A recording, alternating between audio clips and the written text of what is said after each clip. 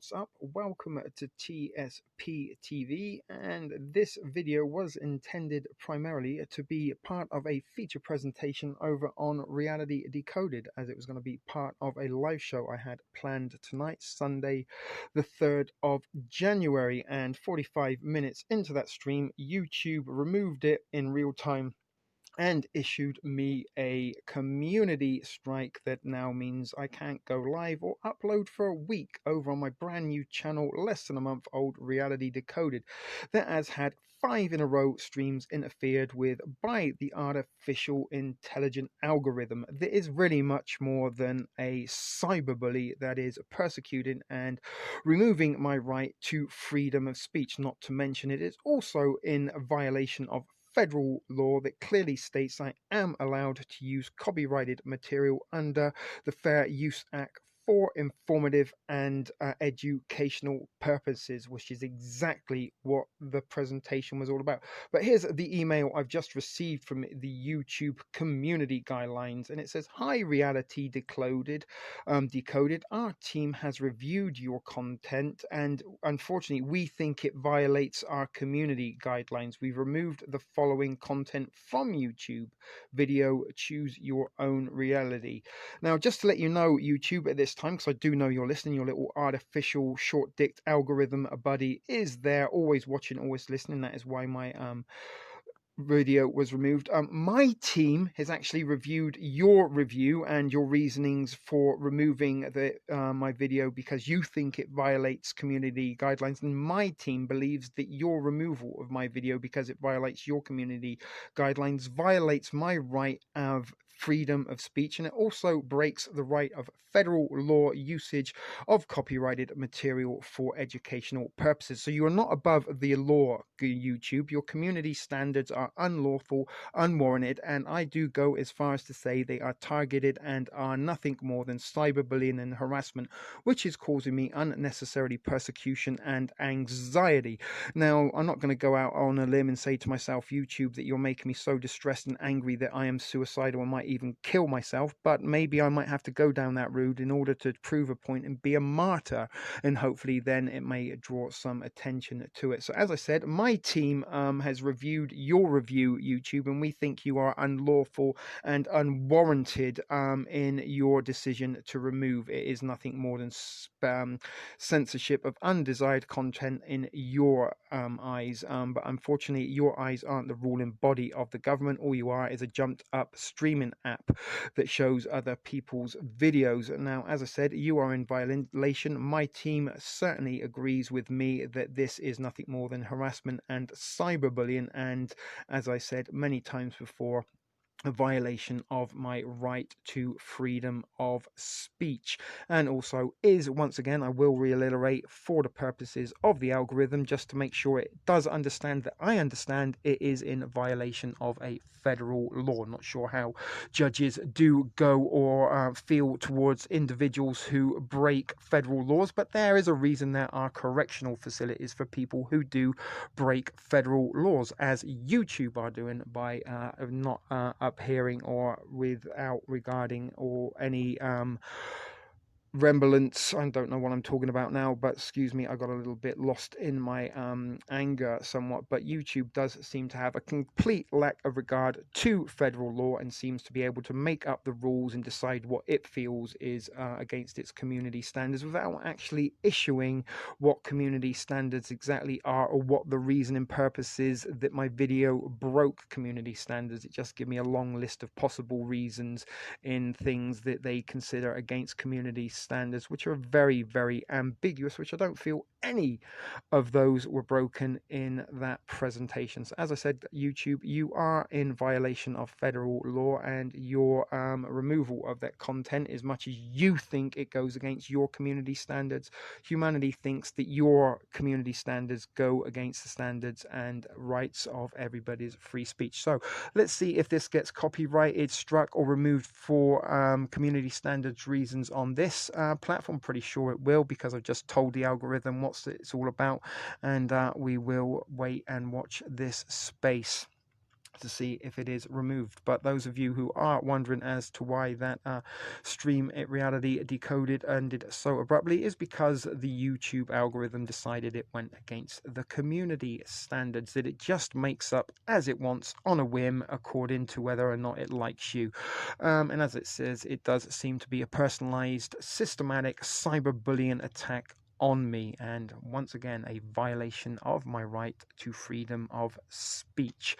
So without further ado, guys, here is the intended presentation.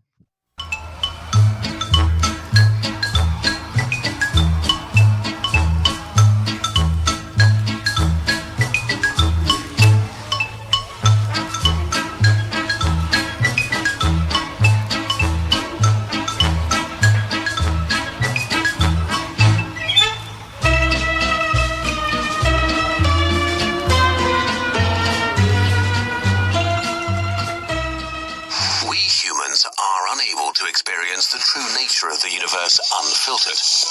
Our senses and brains can only process a fraction of the world, so we have to use concepts and tools to learn about the true nature of reality. Technological progress not only widened our knowledge about the universe, it also made us aware of unsettling possibilities. In the future, it might become possible to simulate entire universes. But if this is an option, how can we know that it's not already happened? What if we are not creators, but creations? Is it possible that we are not real, and we don't even know it?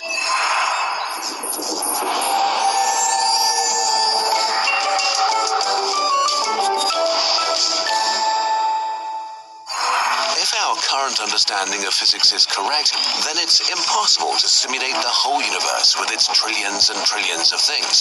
But we don't actually need to anyway. We only need enough universe to fool the inhabitants of our simulation into thinking that they're real. Who needs billions of galaxies? We only need the space our subjects are allowed to explore. The vast universe could just be a flat projection, and they would have no way to know. What about small things like cells or bacteria? We don't really need them. When you use a microscope, what you see could be instantly created. Same with atoms. The chair you're sitting on right now does not need to be simulated with quadrillions of atoms. We just need the outermost layer of it. It might be empty inside until you decide to break it open. Your body might feel like it's filled with bubbly things, but it might be empty until you open it. The minimum requirement for our simulation is only the consciousness of our virtual humans. Our subjects just need to think the simulation is real. Okay, so are we being simulated? Well, maybe, but there are a few conditions that need to be met. Obviously, we have no authority over this topic, so please take everything we say with a grain of salt. Based on a modified version of the original simulation argument by Nick Bostrom, we have 5 assumptions for you. If they're true, you, dear viewer, are living in a simulation. Assumption 1. It's possible to simulate consciousness. Nobody knows what consciousness is. For the sake of argument, let's assume that you could generate consciousness by simulating a brain. Brains are pretty complex. If you count every interaction between synapses as one operation, your brain runs at about 10 to the power of 17, or 100 million billion operations per second. Let's generously assume we need 10 to the power of 20 operations to simulate 1 second of human consciousness. But we don't want to simulate just one human, we want to simulate all of human history at once, so we can skip around. Let's say we want to simulate 200 billion humans with an average lifespan of 50 years. 1 year has 30 million seconds times 50 years times 200 billion humans times 10 to the power of 20 operations. So we need a computer able to handle 1,000,000 trillion operations per second. More operations than there are stars in the observable universe. A computer like this is just impossible. Except maybe it isn't. Assumption 2. technological progress will not stop anytime soon. If we assume that technological progress continues in a similar fashion as it has so far, then there might be galaxy-spanning civilizations with unlimited computer power at some point. Beings on a technology level so advanced that we could barely distinguish them from gods. A computer that can handle a million, trillion operations is serious business, but there are actually concepts for computers which could handle this. The Matryoshka brain is a theoretical megastructure made up of billions of parts orbiting a star feeding on its radiation. A computer of this scale would have enough power to simulate many thousands, if not millions, of humanities at the same time. Other technologies, like high-end future quantum computers, might lower the size drastically, so it might be possible to do this with a structure the size of a large city, or even smaller. But only if there's still someone around to build the computer. Assumption 3. Advanced civilizations don't destroy themselves. If there is a point at which all civilizations destroy themselves, this whole discussion ends here. Looking into space, you'd expect a universe filled with millions of alien civilizations, but we see nobody. The reason for this might be great filters. Great filters are barriers life has to overcome, like nuclear war, asteroids, climate change, or a black hole generator. If life is inherently self-destructive, then there are no simulations. We explain this in more detail in our Fermi paradox video. Assumption 4. Super advanced civilizations want to run simulations. When we speak of post-human civilizations, we don't know what we're dealing with. To think we know what beings as powerful as gods want is pretty arrogant. Imagine the smartest ant on Earth living next to an amusement park. It's curious about what humans are up to, so you try to explain. Unfortunately, the ant just doesn't understand. The concept of roller coasters and standing in lines and holidays and fun doesn't make sense to an ant living an ant life. It's the same with us and a post-human being. Compared to them, we are ants. Running simulations for fun or science might be an absurdly stupid idea to them. But if they do want to run simulations for whatever reasons, and assumptions 1 to 3 are true too, then the chances are not zero that you are living inside a simulation. Assumption 5. If there are a lot of simulations, you are probably inside a simulation. If there are simulated civilizations, it's likely that there are a lot of them. After all, we assume that post-human beings have access to practically unlimited computing power. So if they run simulations, it would be convenient to run millions or even billions of them. If there are billions of simulated universes, there are probably trillions and trillions of simulated conscious beings, which would mean that the vast majority of all conscious beings that will ever have existed are simulated. So for every conscious being made of flesh, a billion simulated ones exist. Since we have no way of knowing if we are simulated or not, in this case, the chances of you being one of the 999,999,999 simulated ones are pretty high. So what you consider reality might not be real at all. You really might be simulated. All of this is based on a lot of assumptions that we can't really test right now, so many scientists disagree with this whole thought experiment. So don't burn your house down to test if there will be glitches. If you are simulated, not that much changes for you. You might be on a small planet speeding through eternal nothingness, or a simulation inside a computer. Your existence does not become more or less scary and bizarre. All we can hope to do is try to live good lives and have a good time, and hope that if we actually are simulations in a supercomputer, nobody trips over the power cable. Oh no. I think I just unplugged the simulation. But what if that doesn't matter? What if we are in one right now? What if you are simulated? Jake over at Vsauce 3 is looking into that. Click.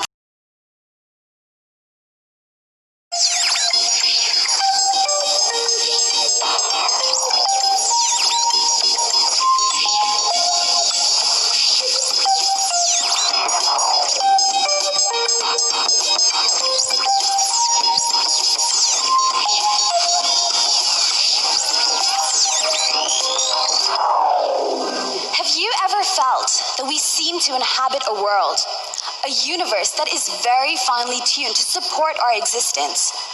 Almost too finely tuned? I know you're going to find the next few minutes completely outrageous.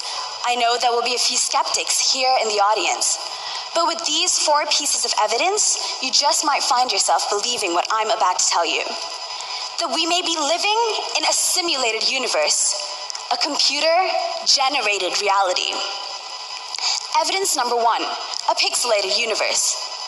Pictures and images are made up of pixels.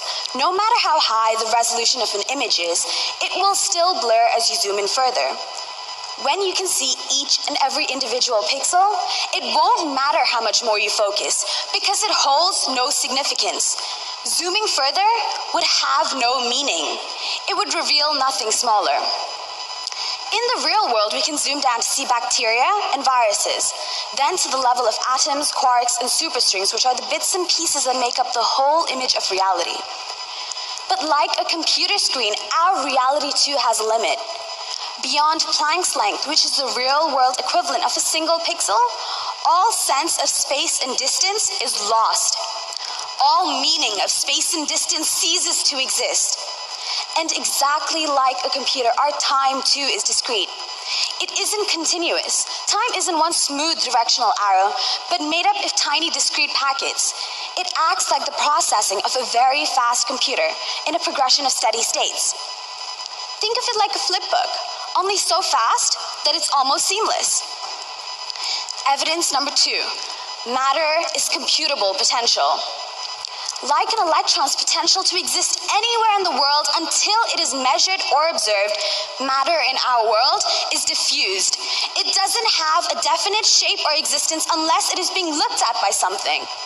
The simple act of observing solidifies the action of light, and the same applies to matter and the universe. Pretty much like a video game where you're presented with the frame that you require to play. The rest of the virtual world, on the other hand, doesn't quite exist, but has the potential to be the next frame or the next level of the game. Evidence number 3, the ultimate shutdown. Our reality can be shut down. At low temperatures, things slow down. The metabolisms of cold-blooded animals, the movement of particles, and the reactions of atoms. At absolute zero, which is minus 273.15 degrees Celsius, everything comes to a complete and utter standstill. The world, the universe stops like a frozen dark emptiness. And because there would be no traveling photons, there would be nothing to see. I'd show you a picture, but it would look just like that. Have you ever tried imagining nothingness? It's not even black or echoey like we would assume, because that would still be something rather than nothing. It would be like nothing ever really existed, much like how you can access information on an unpowered computer. It's not necessarily there. As if someone had logged out and pulled the power on our world, everything black screens like a computer unplugged. And now we finally come to evidence number 4.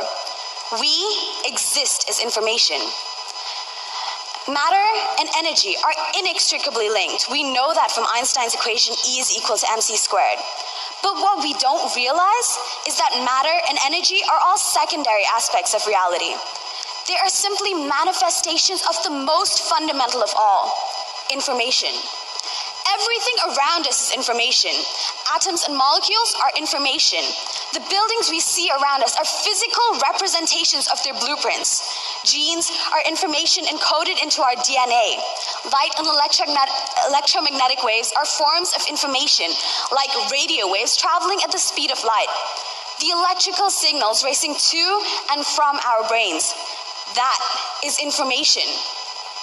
Accepting the fact that our reality is informational, it therefore follows that it will be computable. We seem to see a pattern forming over here. Our universe is pixelated.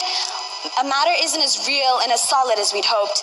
Our reality can be shut down, and we are ultimately informational, virtual beings so comparable to a computer program that it isn't a big jump to accept that we are possibly, no, we are probably living in a computer simulation. But why is that such a big deal? Why couldn't we just go on living like we always have? because it would radically change our priorities as a species, our ideals and beliefs, because everything that we thought we knew would completely fall apart, and we would have to begin our understanding anew while incorporating the fact that we are a computer simulation. We would be forced to accept that everything we do is analogous to a digital virtual command, and our lives are just a couple of megabytes on some cosmic hard drive processor. Our priorities would shift from unraveling the mysteries of the quantum world to decrypting the codes of the simulation that separates us from the higher reality. Would we try to correct the world's problems in a more effective way by hacking into the program that we live in? And what does something like this mean for our own virtual creations?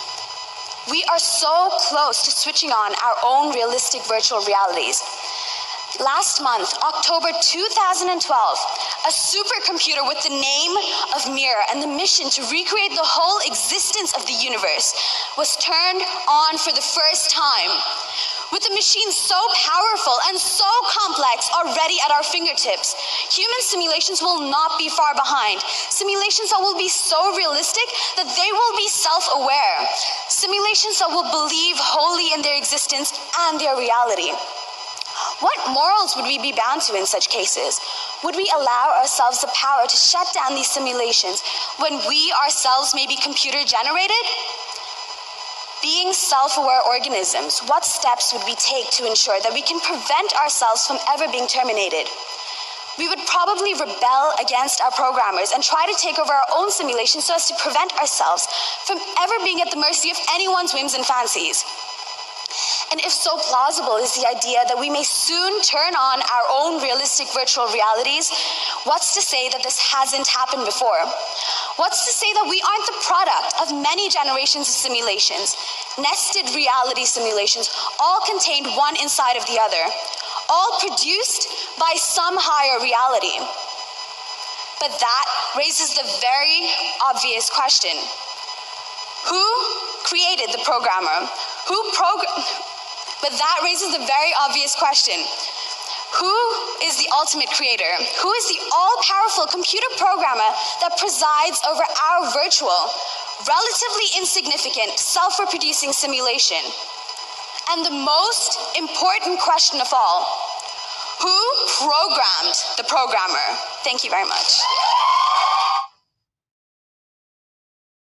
Okay, guys, there was a couple of little introductions and presentations behind the theory and science and even physics of the possibilities, maybe plausibilities of a simulated reality. And here we are going to look at another little article regarding the simulated reality, and something you may already be apparently aware of and have noticed right away was the amount of purple that we are seeing, particularly in that first animated presentation. We saw that there was a lot of purple going on, and in this particular article already, purple haze up in my brain lately. Things ain't been the same. Is that because the things ain't the same because they have changed the simulation, given it an update? Who knows? But Nick Bostrom, who is in recent times the controlled opposition gatekeeper, I believe, of the simulated theory, the real life matrix. But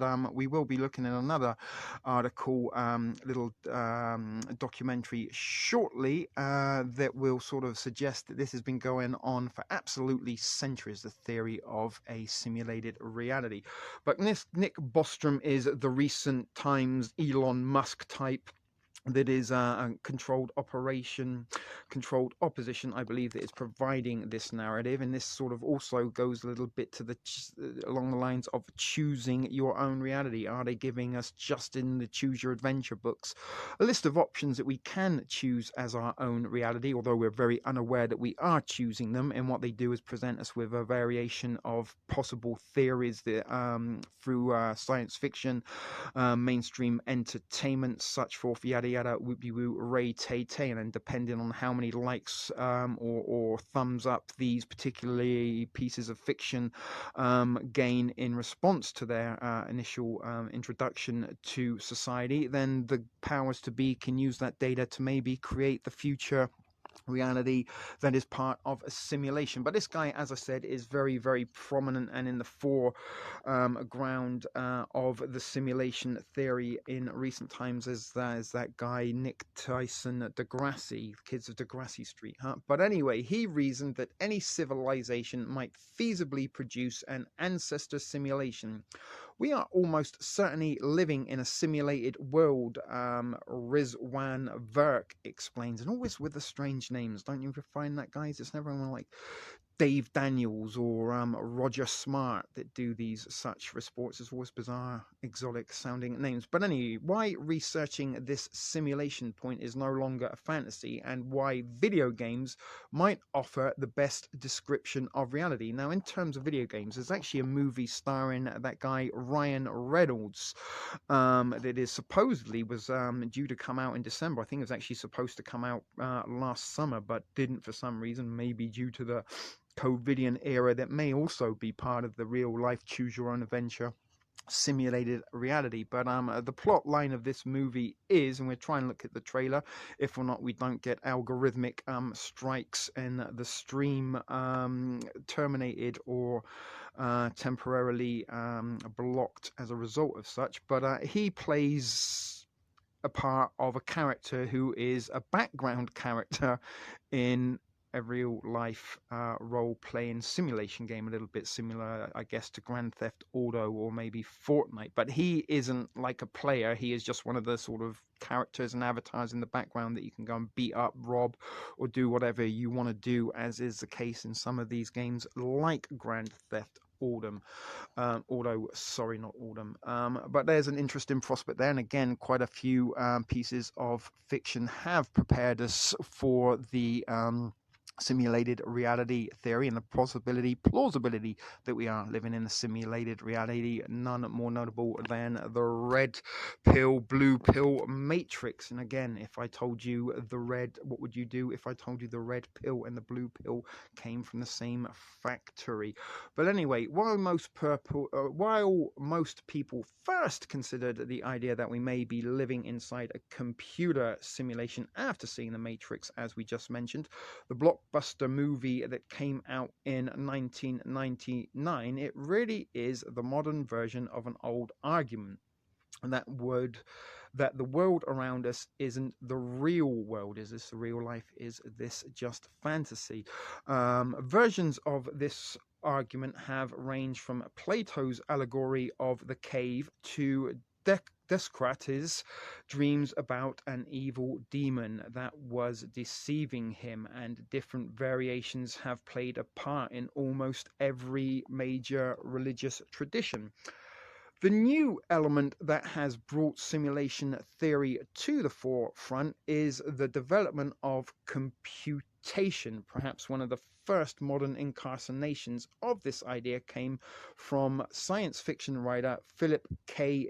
Dick. He's got an interesting name there. And yes, those of you, I'm sure, in the audience of a certain mindset will be chuckling at the fact I said Dick. He's a dick. Beavis and Butthead. But anyway, whose story incidentally served as the inspiration for The Matrix. The Matrix wasn't a brand new revolutionary concept and idea. It was just a repatterned, rebranded, a relaunched idea of an additional concept that had been around for decades, centuries, and millennia, believe it or not.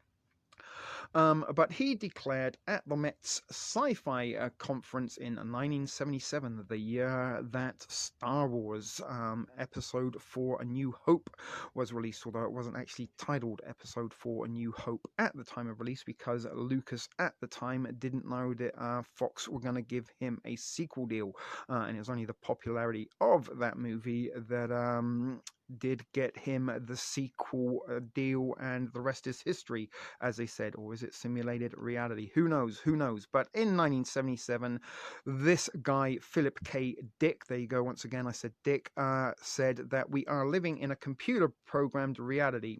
Dick's speech was looked on with eyebrows raised, almost as if he had gone mad, a little bit like when David Icke turned up on the Wogan Chat Show on BBC One back in the 1980s, wearing a very bizarre blue and purple shell suit, and possibly a little bit drunk or high. But anyway, fast forward a quarter of a century or more, and suddenly this idea has been taken seriously by everybody from technology moguls like Elon Musk, the real life role playing characterization of Tony Stark of the Marvel movie franchise and formerly in the pages of Marvel Comics, who was also Iron Man, a man with exceptional wealth and technology at his disposal, and that also built arms and weapons. But anyway, Elon Musk's physicists like Neil deGrasse Tyson and philosophers like, I'm not even going to mention him because he's from Oxford, and Oxford, if anyone knows, is the thing on the planet I hate most of all, perhaps. Oxford United more so, but the city of Oxford are where Oxford United, the shittiest football team in the world, play, and the biggest rivals to my beloved Swindon Town. But anyway, STFC on your pitch, Oxford. None of you know what that means. But anyway, we're not going to mention his name or where he's from, although we kind of have in order to make you realize why I'm not mentioning it. But he wrote in a 2003 paper, "Are you living in a computer simulation?"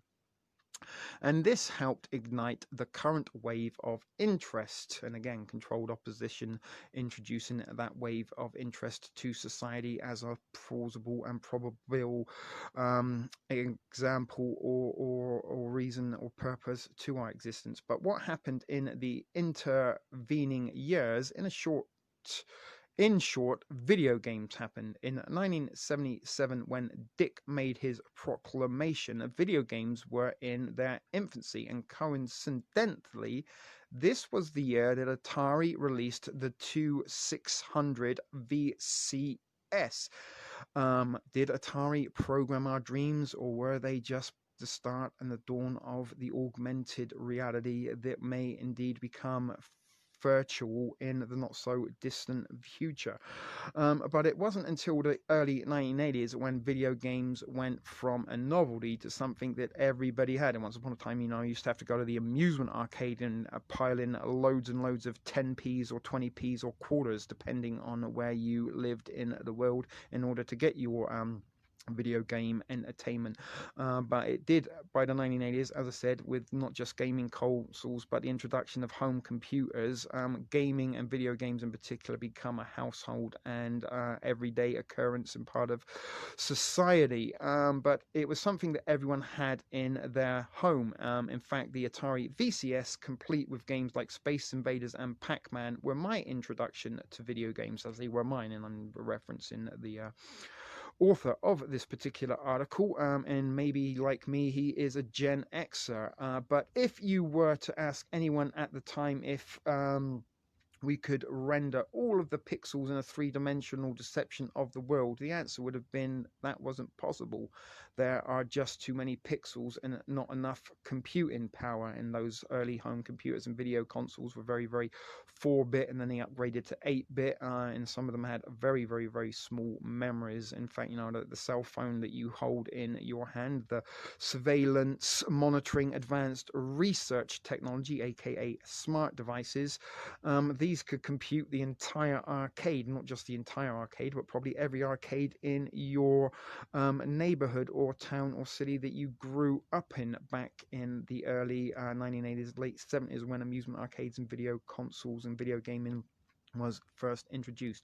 But today, reaching the simulation point by creating a virtual world that is indistinguishable from the physical world doesn't seem that far off. Remember, it wasn't so far long ago we had the popular game, I think it's still pretty popular, but not as popular as it was at its introduction, Pokemon Go, where they introduced to us an augmented reality. Real life people could run around in real time in real cities and towns chasing pixelated augmented monsters. But in the intervening years, not only has computing power grown significantly thanks to Moore's law of processor speed doubling every 18 months, but the history of computing has been entwined with the history of video games, which always required optimizations to get the best performance out of the machine. GPUs, or graphic processing units, were created to make rendering faster, and 3D modeling, texturing, and most importantly, conditional rendering have all played important roles in moving us closer to the simulation point, a theoretical point at which we can build a video game that is indistinguishable from physical reality, like that depicted in the Matrix. Now, we also have like virtual reality games now that you can put the goggles on and pretty much step into it. And also we saw like in movies like Ready Player One, there was a virtual reality that everybody could escape to. They still lived in a very, very dismal, bleak, downtrodden, possibly ravaged from plagues, pandemics, climate change, goodness knows whatever, predictive programming, programmatic, psychological schematics were put into that movie to, get people to accept a possible dystopian future where you would need to escape to a virtual world in order to escape the horrors of your own reality. But many of these sort of concepts are already here. And in fact, it was in the 1990s, I can remember back in the London Trocadero Centre, they had a huge amusement arcade there with all the state-of-the-art experiences, and I can remember playing virtual Pac-Man, where you put the sort of helmet and goggles on, and all of a sudden you were in the maze. And they also had another sort of 3D simulation driving game where you sat in an actual real live car. I think it was a Mazda RX-7 convertible that made it sort of feel quite cool, and then using sort of a 360 180 not a 180, a 360, but a 180 kind of video screen in front of you. It felt like you were actually driving the car in a real life video game.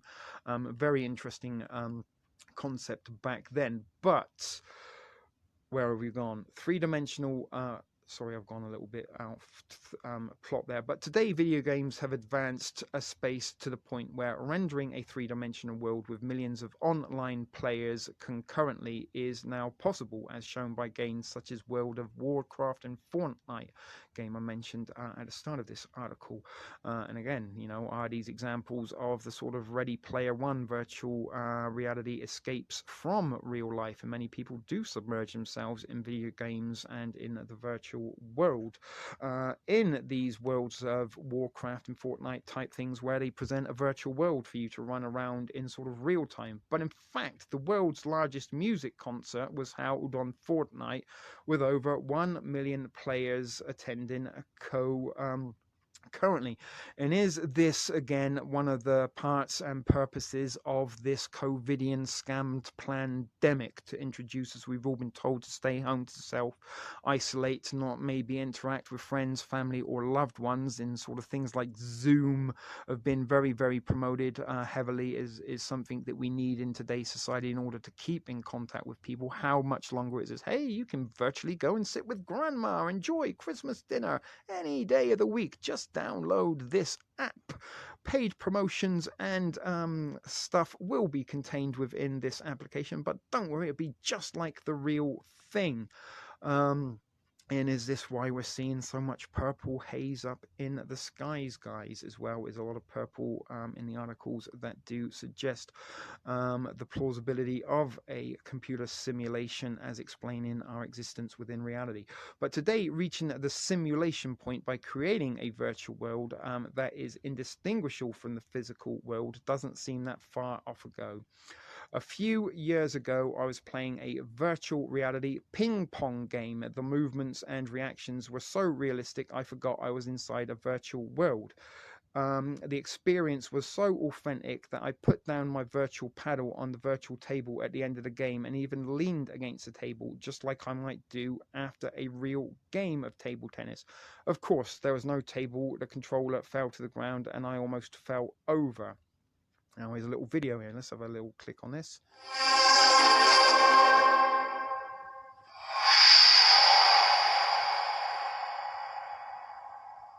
Well, I'm really impressed there are so many people wanting to come and hear a talk about avatars on such a beautiful summer evening, given that it might be the last beautiful evening of the summer. I should start by saying that this is my avatar, that the real Henrietta Moore is actually somewhere else enjoying some music in another part of the festival. So if you see her afterwards, tell her that it was a good talk.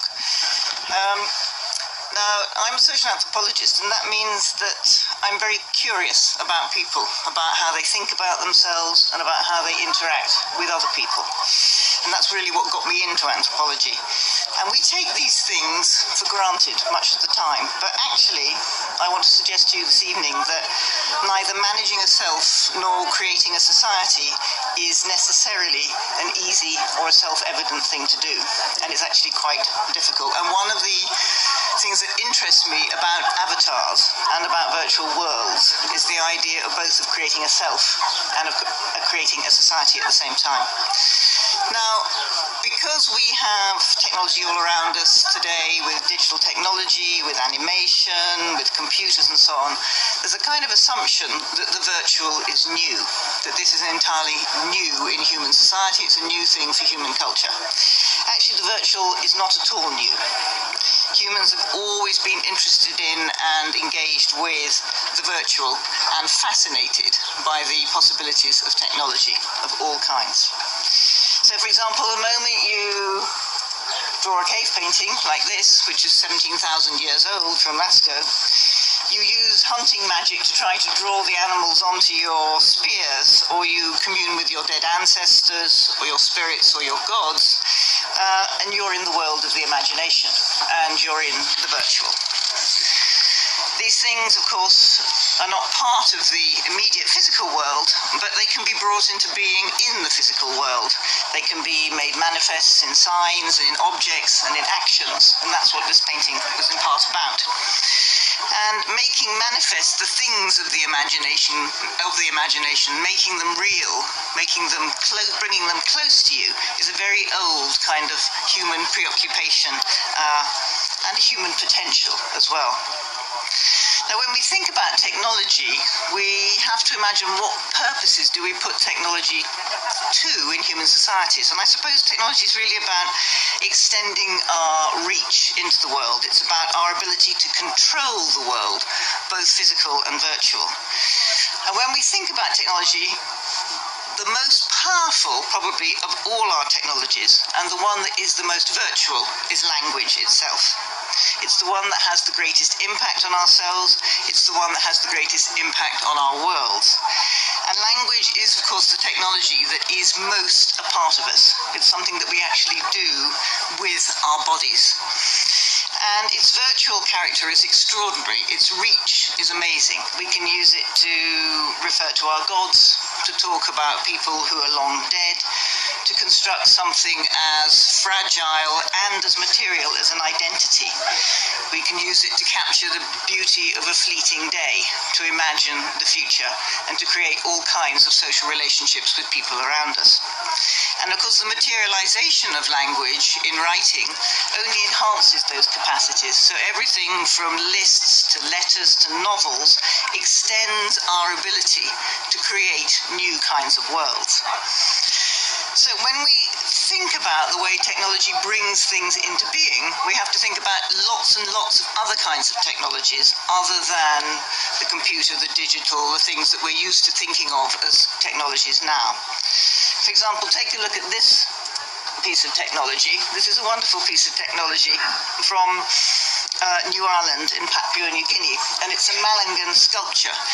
And when somebody dies, a sculpture like this is made, it's created. And the idea is that when a death happens, that all the things that that person has done in the world are still manifest in the world. The gardens he has planted are still growing. The crops will still come from them. The woman he was married to is still there. His house is still standing. Everything that he's done is distributed across the landscape. There's evidence everywhere that he was once alive doing something. And so what people do is they want to gather together the impact of that person on the world, bring it into one place, make manifest everything that he did whilst he was alive, in a sense celebrate it. And when they have it all together, when they have stored it into one great and beautiful carving like that, they destroy it. And the only reason why this sculpture survives is because, of course, it was cast away by the people who made it. They intended to destroy it. And European traders who came along, this is one from the 1880s in the British Museum, said, oh, this is really lovely, let's take it home and put it in the British Museum. As you know, the British Museum has historically had a tendency to go around the world picking up other people's things and saying, that's lovely, thank you very much, we'll take it home with us. Anyway, so this is one of them. But when the early colonists first went to the very, very remote parts of highland Papua New Guinea, they took with them things which people had never seen before. And the chief amongst those things were telephones and cameras. Now just imagine what an extraordinary thing a telephone is. A telephone actually allows you to talk to somebody who's nowhere near you, right? If you take a photograph of somebody, you can bring that person into a space that you inhabit, close to you. You can say, here, see this person. This person's not in the same room as you. This person may even not be alive. And so the Highlanders of Papua New Guinea were amazingly impressed with European technology because they thought that it had the ability to bring people into relation with each other when they were no longer together. And they very often took the view that telephones were probably a way of Europeans speaking with their dead ancestors, and that this was going to give them an enormous amount of power because of that ability to transcend space and time. So photography and film, I think, has that capacity for us still. It fascinates us. It draws us into a kind of fascination by bringing us into connection with something that isn't really there. And it's a strange thing to think that we now don't recognise how important older technologies were. So, for example, in the 80s and the 1890s, people actually got married over the telegraph. I mean, this is very hard to imagine now how you would do that, right? But people thought this was a great way to get married because it's fantastic. It's fantastic new technology. Using the telegraph, we can actually get married, and let's do it. It's modern. Why not, right? So the human capacity to be interested into technology, to imagine that there's always going to be something new that you can do, that you can extend the reach of being human, that you can do something that other people can't do, that you kind of capture it, has always been there, and has been a very, very important part of anything that we think about as being virtual. So, when we think about contemporary virtual worlds, are they different in any way from these other kinds of virtuality? Is there something very special about them that makes them different? And that's one of the things I want to think about. And I want to suggest that perhaps they're not as different from these old kinds of technologies as we think. That what they do is to dramatically enhance our capacity for these forms of extension, for this imaginative visualization across space and time. But that's something that we've, as I've said, we've always been able to do.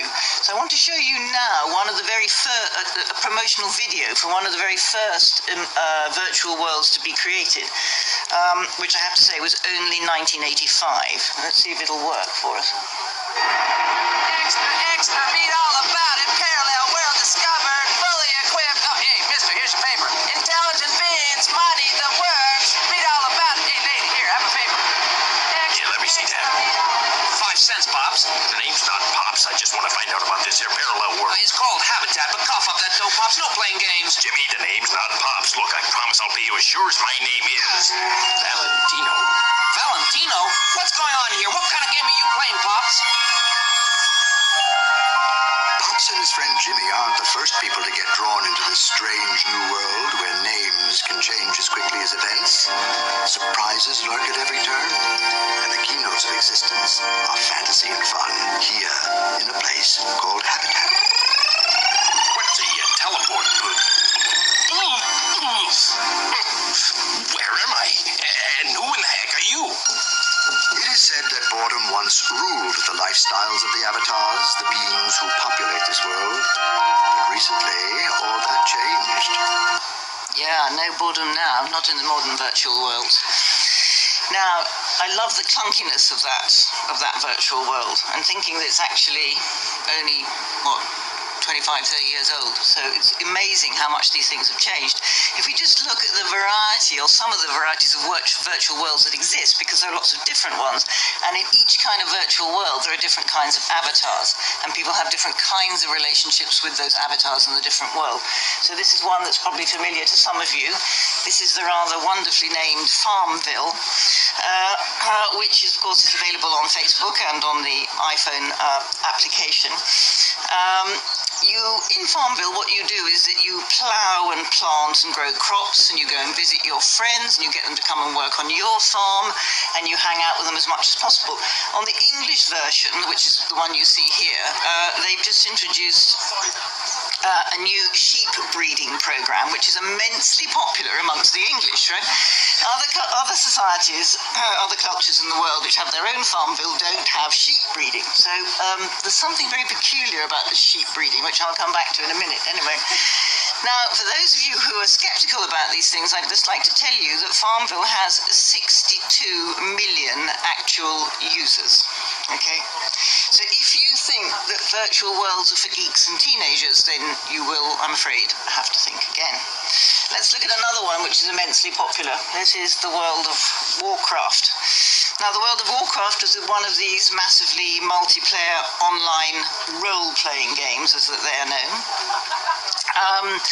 It has 11.4 million subscribers. You can play either against the environment, against other players, or in this case, this is a guild kind of attack that's going on. And in one of these guild attacks, you need to have at least 60 players cooperating, or 60 avatars cooperating together. The success, of course, of these kinds of worlds is very often about annihilating other people, about playing in groups who are set off against each other across rather fixed kind of social hierarchies, different kinds of classes of people, different kinds of ethnicities. And these kinds of games draw on things that you will have long been familiar with, and particularly, for example, Tolkien, Lord of the Rings. Lord of the Rings, cyberpunk, lots of kind of cartoons of the sort that Brian Talbot produces and so on. These things, all of these kinds of images you will find in World of Warcraft, and draws on older ideas about myths. So you find griffins, you find elves, you find all kinds of mythical characters existing in this world. Recently, a Republican senator in the United States got very, very annoyed because he discovered that the National Science Foundation had given an anthropologist quite a large sum of money to study the world of Warcraft, and had written a book called My Life as a Night Elf Priest, which the Republican senator thought was a huge waste of money, and that people shouldn't be allowed to do this. But actually, lots of people are coming into virtual worlds. They're not only playing in them, but they're doing a variety of other things. Let's look at another one. This is, of course, the fabulous Second Life, and I don't know how many of you in this room are a resident of Second Life. But Second Life is an extraordinary space. Linden Lab, of course, maintains the platform with a basic sort of, sea and sky and so on. But all the rest of it, every other thing that's created, is the result of the people who are the residents. Millions and millions and millions of hours of work have gone into the creation of Second Life. You can create anything in it, including the texture of your clothing, the texture of wood that I'm sitting on here could be easily reproduced in Second Life. It has 1.5 million people living in it. Now, in all of these kinds of virtual worlds, we have different kinds of avatars, and people have different relationships with their avatars. Avatars aren't necessarily we can't assume that we know what the relationship is between people and their avatars. So if I just show you now 3 very beautiful images from Robbie Cooper's book called Alter Ego on Avatars, you'll get a sense of what I'm talking about. So this is the young woman concerned, and this is her avatar. And this is a very good example of a kind of fantasy sort of avatar. And what she says about playing the game with her avatar is that she's playing the game, and the avatar has to concentrate on being her. which I think is an interesting one. This is another one. And this young woman, when asked about why she liked being this particular kind of avatar, said because, you know, nobody can see how you really look online. That your avatar can be transcendent. It can be something well beyond you. It can give you capacities which you couldn't have yourself. And this man, when asked about it, said that, you know, what it's about is about trying to create somebody who is very, very like me, but slightly better, right? And so this is a kind of augmentation model, okay? And I can see what he means. I mean, it does look kind of like him, but it does look kind of slightly better. I'm slightly puzzled by the smarty trousers, but I think, but that might be an age thing on my part. I'm not quite sure. But so then you ask yourself, well, what on earth are people doing in these virtual worlds? I mean, you know, what are they doing? They're spending an enormous amount of time in them. What could possibly they be doing? Well, they are driving cars, they are going shopping, they're taking the dog for a walk, they're falling in love, they're having babies. Lots of babies born in Second Life now. If you take the standard baby avatar model, it doesn't cost you anything. But if you want a really nice-looking baby, it's going to cost you a lot of money in Linden dollars. And you have to remember that Linden dollars are fully convertible with the US dollar. Okay, so the people who are selling you the babies are making a fair, well, cent or two. I was going to say bob or two, but a fair cent or two out of it. You can fly, you can swim with dolphins, you can go to gay bars, and much more importantly, you can make real money. Lots of people make real money out of the markets that exist in Second Life. Almost everything can be bought and sold. Nowadays, businesses, lots of big businesses are in Second Life. IBM regularly holds its business meetings in Second Life. Lots of other companies also go to Second Life to have conferences, to do brand enhancement, to try to get access to new kinds of customers. Lots of comedians go and perform there, lots of bands perform there, well-known bands and so on. One thing I should say about the companies who go work there is that this sheep thing comes up again, because there's a Washington DC company with a rather fantastic name of Electric Sheep, which set itself up as a way of trying to leverage Second Life for the Fortune 500 companies. And I haven't quite worked out what this thing is about virtual worlds and sheep, but I'm planning to put in an application to the National Science Foundation to see if I can get lots of money for working it out. But of course, the oldest profession in the world is very, very much in favour in Second Life.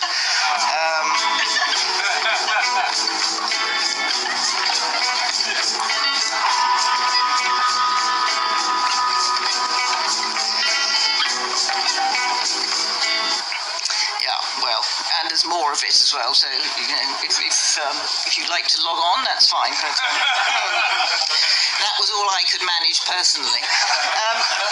But the other thing that I find a bit strange about these worlds as well is that they're infected, and I suppose this is not at all surprising, by all the things that infect our own lives, by our own kinds of frailties and fears, and that's what you would expect. And so, rather worryingly, recently there's been a large number of suicides in Second Life. There have been quite a number of suicide bombers.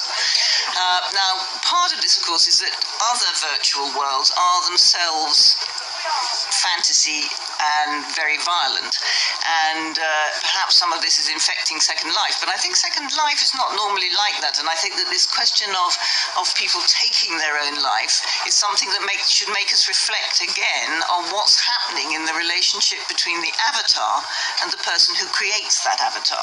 It's one thing to create your avatar. Why would you then want to commit suicide or to have your avatar commit suicide? But what I'm trying to say to you, though, is that whatever's going on in these worlds, which is sometimes called cyber sociality, that it's not insignificant. There are very large numbers of people involved. They're spending a lot of time doing it. They're spending a lot of money. They're earning a lot of money in some cases. So people are not only creating their worlds, but creating them themselves. For example, sometimes when people say, oh, I don't know about these virtual worlds, they can't really be very important. Well, the most recent research on this suggests that some people are spending about between 22 and 25 hours a week in a virtual world. So that's 1 day a week.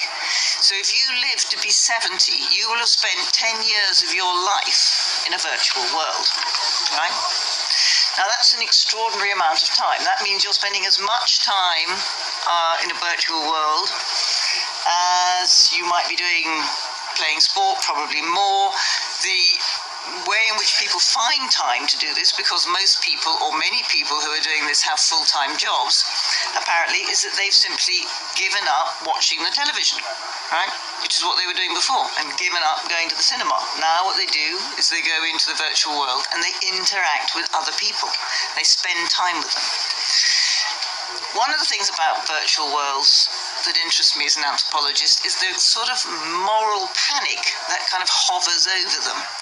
Now, this is something that in life, moral panic hovers over quite a few things in life. I'm going to talk later in the festival about the decline of the nuclear family. There's a lot of moral panic hanging over that too. Quite a few things in life worry people. So people say these worlds, they're dangerous, they're addictive, they're escapist, they're a kind of social pathology, there's a problem with them. You know, how can we explain how and why a Harvard-trained economist spends all his Saturday afternoons as a small green female frog? You know, I mean, and when we're not worrying about him, we're thinking that there are paedophiles behind every virtual bush, you know, so that people are extremely worried about what goes on in these places. Now,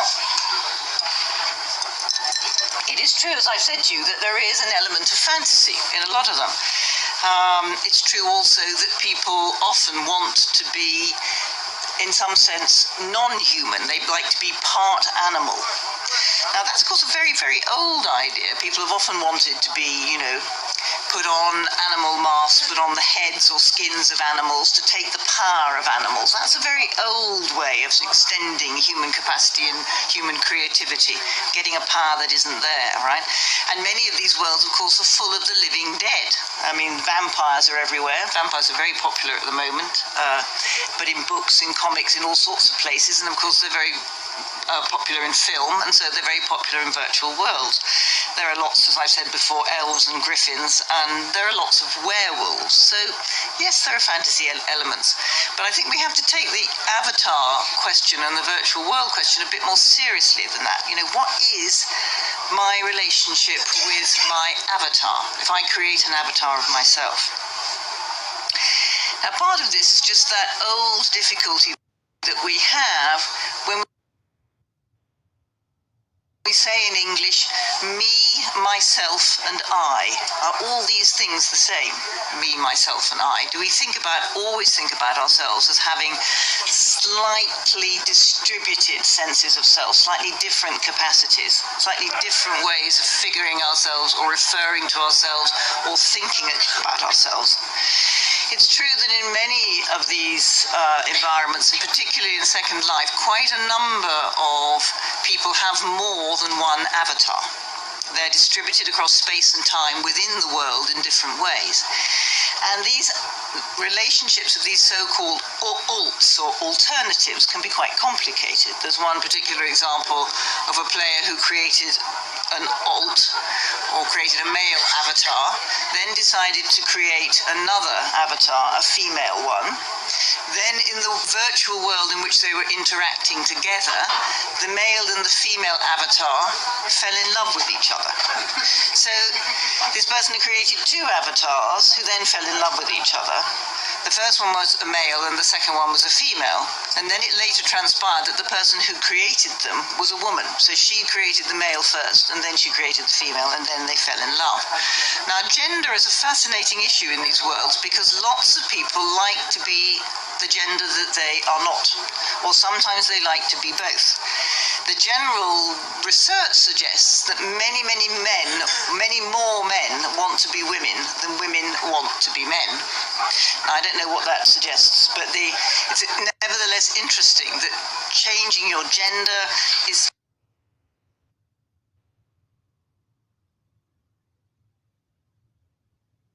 extremely important. So perhaps then avatars are just a kind of role playing. So, just trying it on. So, like dressing up, maybe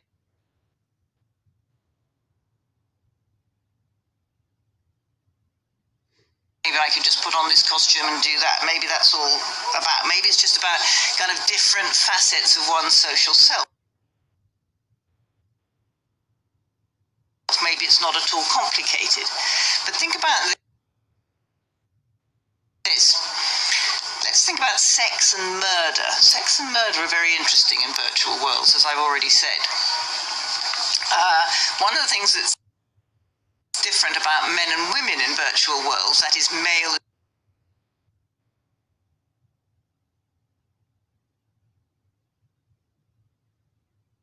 and female avatars, not men and women behind them, because we don't know who's behind them most of the time. But female avatars are, when they've been interviewed in virtual worlds, are much more worried about being sexually propositioned or somebody saying something sexually inappropriate to them, and men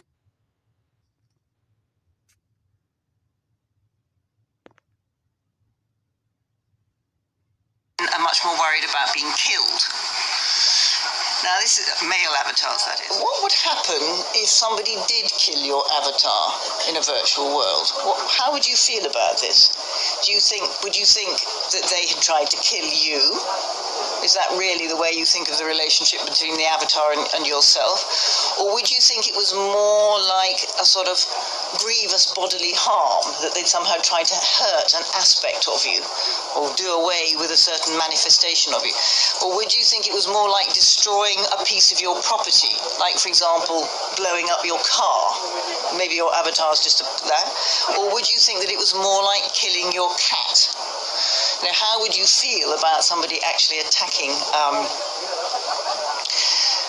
your avatar? And one of the things that's very, very important is that self and persona in general in life are things that we actually have to create. We create them in relation with others. The selves we already have in the physical world we're inhabiting now are to a certain extent virtual. So there's nothing strange about having virtual selves who are avatars.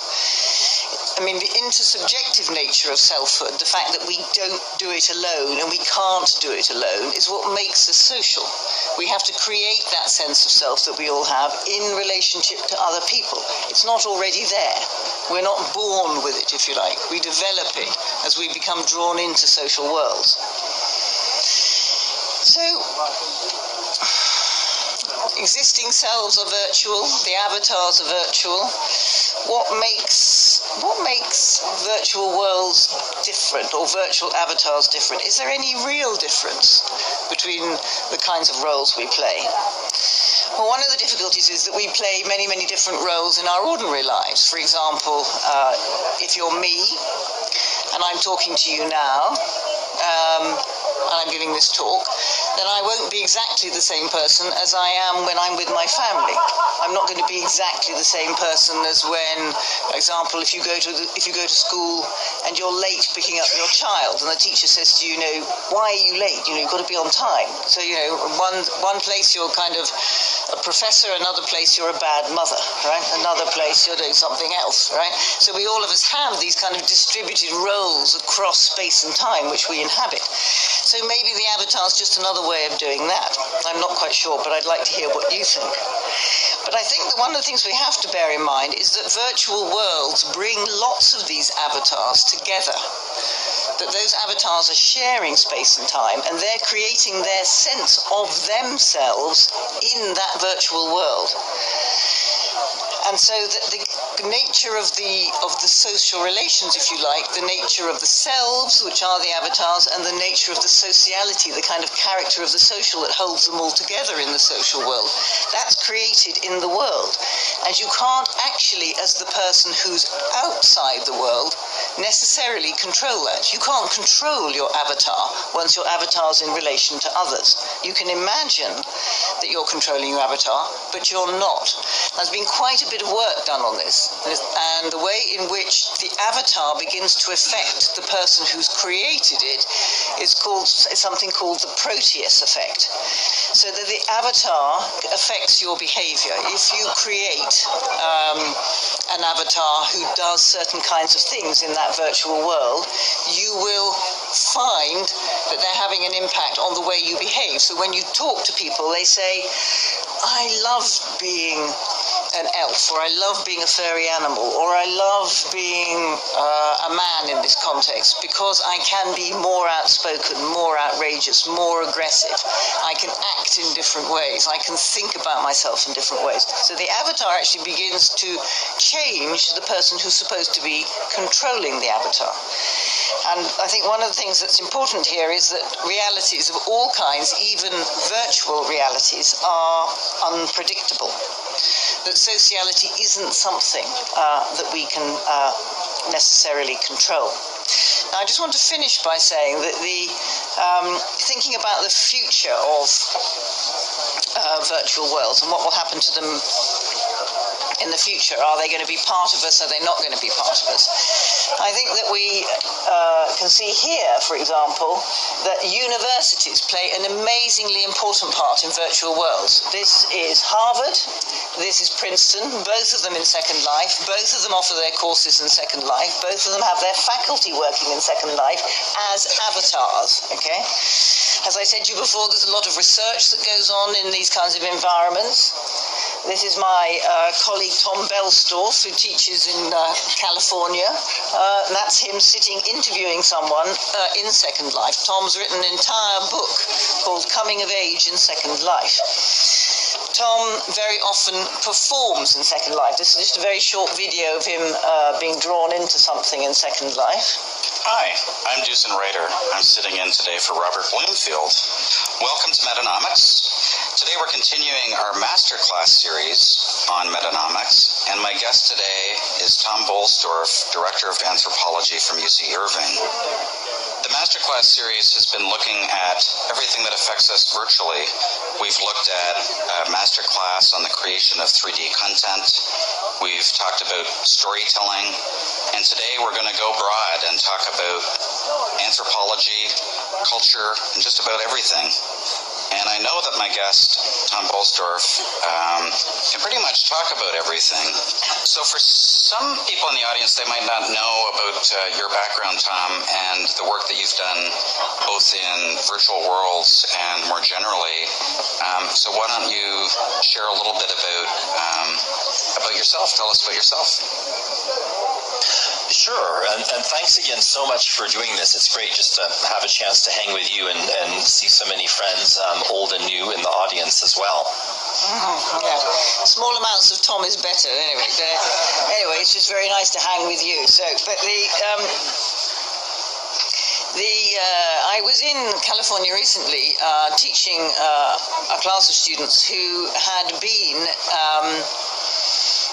they told me, in a class with Tom Belstorff. And I said, wow, that's really interesting. And when was that? And it transpired as the conversation went on that this class had actually taken place in Second Life, right? So when Tom says that he sees people in the audience there in Second Life that he sees regularly, he does. He spends quite a lot of his working life actually in Second Life as his avatar, right? Now, he's not the only person who do this. These IBM executives who come in and out to do these conferences, who do their business calls, lots of kinds of people are there in Second Life. What's interesting about it, though, is that when talking to students about being in Second Life now, or indeed being online or being or having avatars, what they say is, no, I'm not so much interested in these kind of fantasy elements. That's for gaming. But I am interested seriously in being in Second Life. I have actually met Tom Belstorff in Second Life. and that, you know, I need to manage my avatar, my persona. It's a serious business now, because actually I'm going to be spending a significant part of my life in Second Life. Now, it's not that these young people are doing the thing that we all fear. It's not that they cannot tell the difference about the actual world and the virtual world. It's that they expect to spend part of their learning, part of their working life, part of their leisure life in a virtual world. There is a gap for them between the actual world and the virtual world. They can recognize that gap easily, and what they enjoy is precisely that gap. It's switching between those worlds, and that's what the technology is doing. It's enhancing people's capacity to be cultural, to be human in new and changing ways, and it will go on changing and go on being unpredictable. Okay, I'm going to stop there. Thank you. Okay.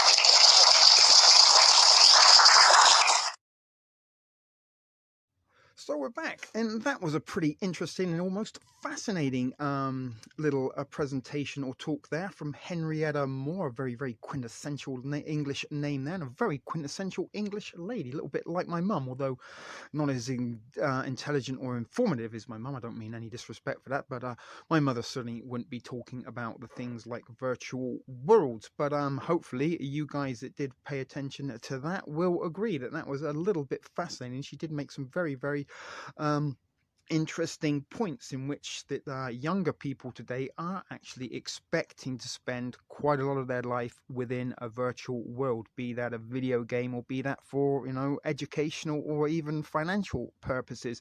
And what about their offspring? How much time will they want to spend in the virtual world? So are we being introduced, and is this why they are introducing or indoctrinating us with this COVID narrative that we have to socially isolate, we have to socially distance, we have to self-quarantine, we can't interact with friends? Are they providing us then, or are they going to provide us then in a not-so-distant future? Well, guys, you know, I know it's very, very unbearable living under these terrible, terrible pandemic measures, but don't you worry about a thing. We've got you covered. We've got all your data and everything we've been storing for years and years and years. We've uploaded your very own avatar. You're very welcome to try it on a free 30-day trial, and if you do want to make amendments to yourself, they are available in the online virtual reality boutique, where for real money you can transfer that into virtual currency and then pimp yourself up, which was very, very much the case in Ready Player One. But let's continue with the article. You can hear more from one, I think, when we return live, perhaps. But so what would it take to build a simulation as realistic as the Matrix? It turns out that pixel resolution isn't the issue. If you watch a movie like the new Star Wars movies, Blade Runner 2049, for example, the special effects are built with the same tools that are used by video game developers, merge seamlessly with live actors amidst a mixed reality landscape. Most movies today are transmitted at 2K pixel resolution.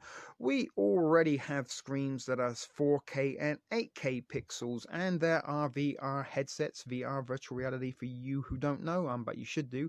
But there are VR headsets which are looking to duplicate the pixel resolution of our eyes. Augmented reality, or AR, which has made leaps and bounds over the past year, attempts to put digital objects into the physical world around us. Pokemon Go, guys, Project Bluebeam would be another example of the augmented reality, or using holograms and pixels to augment our reality. Are we already in an augmented reality? I do believe so. They are augmenting the news and the truth and what is real, and providing us with what they desire, consider an official narrative, and we have to play along to that script, and we can choose our possible destinies and future realities as a result of data collected upon information gathered in contemporary real time courtesy of our artificially intelligent handlers that we carry around in our cellular devices, the surveillance, monitoring, advanced research technology devices that are so common and plentiful within every single household.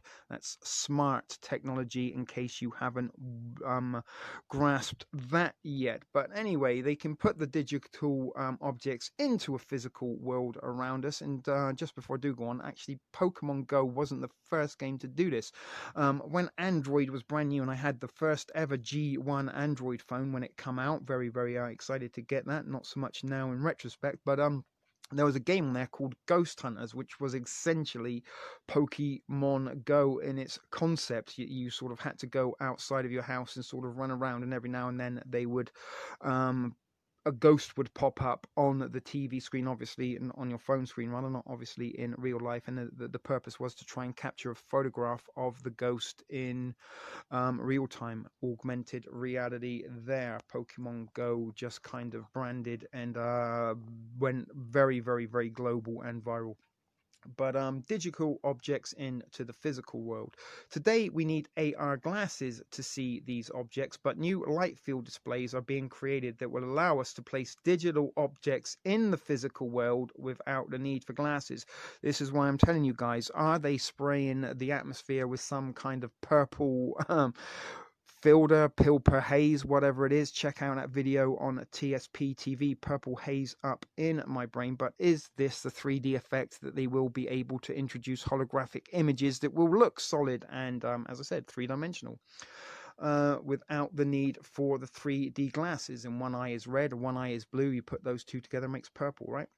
But simulation theory has now moved beyond philosophy into the sciences. These among all the stages on the road to the simulation point in The Matrix. Neo's character wakes up outside of the simulation, and it turns out that he is living in a pod with a wire connected. CC there, 33 for you. Beaming signals in and out. Would this be possible? Today we are in the infancy of brain-computer interfaces, BCIs, with companies like, guess what, good old real-life Tony Stark, Elon Musk's Neuralink having created implantable chips that will enhance the power of human brains, and Neurable, which use mind-controlled VR headsets to understand how a user wants to navigate in the virtual world. Mind control, guys. That is enough to alarm you right there, that they would introduce mind control VR headsets. Your mind isn't controlling the headsets. They are controlling your mind within the headsets. And remember, once you put headphones on, that does complete a circuit. The electromagnetic frequencies can be transmitted between. Think of the term couch potato, guys. But those of you who do watch all my videos, this is me repeating and preaching to the choir. You're already aware of that from the special 1985 Reality Decoded special on TSP TV a little while ago.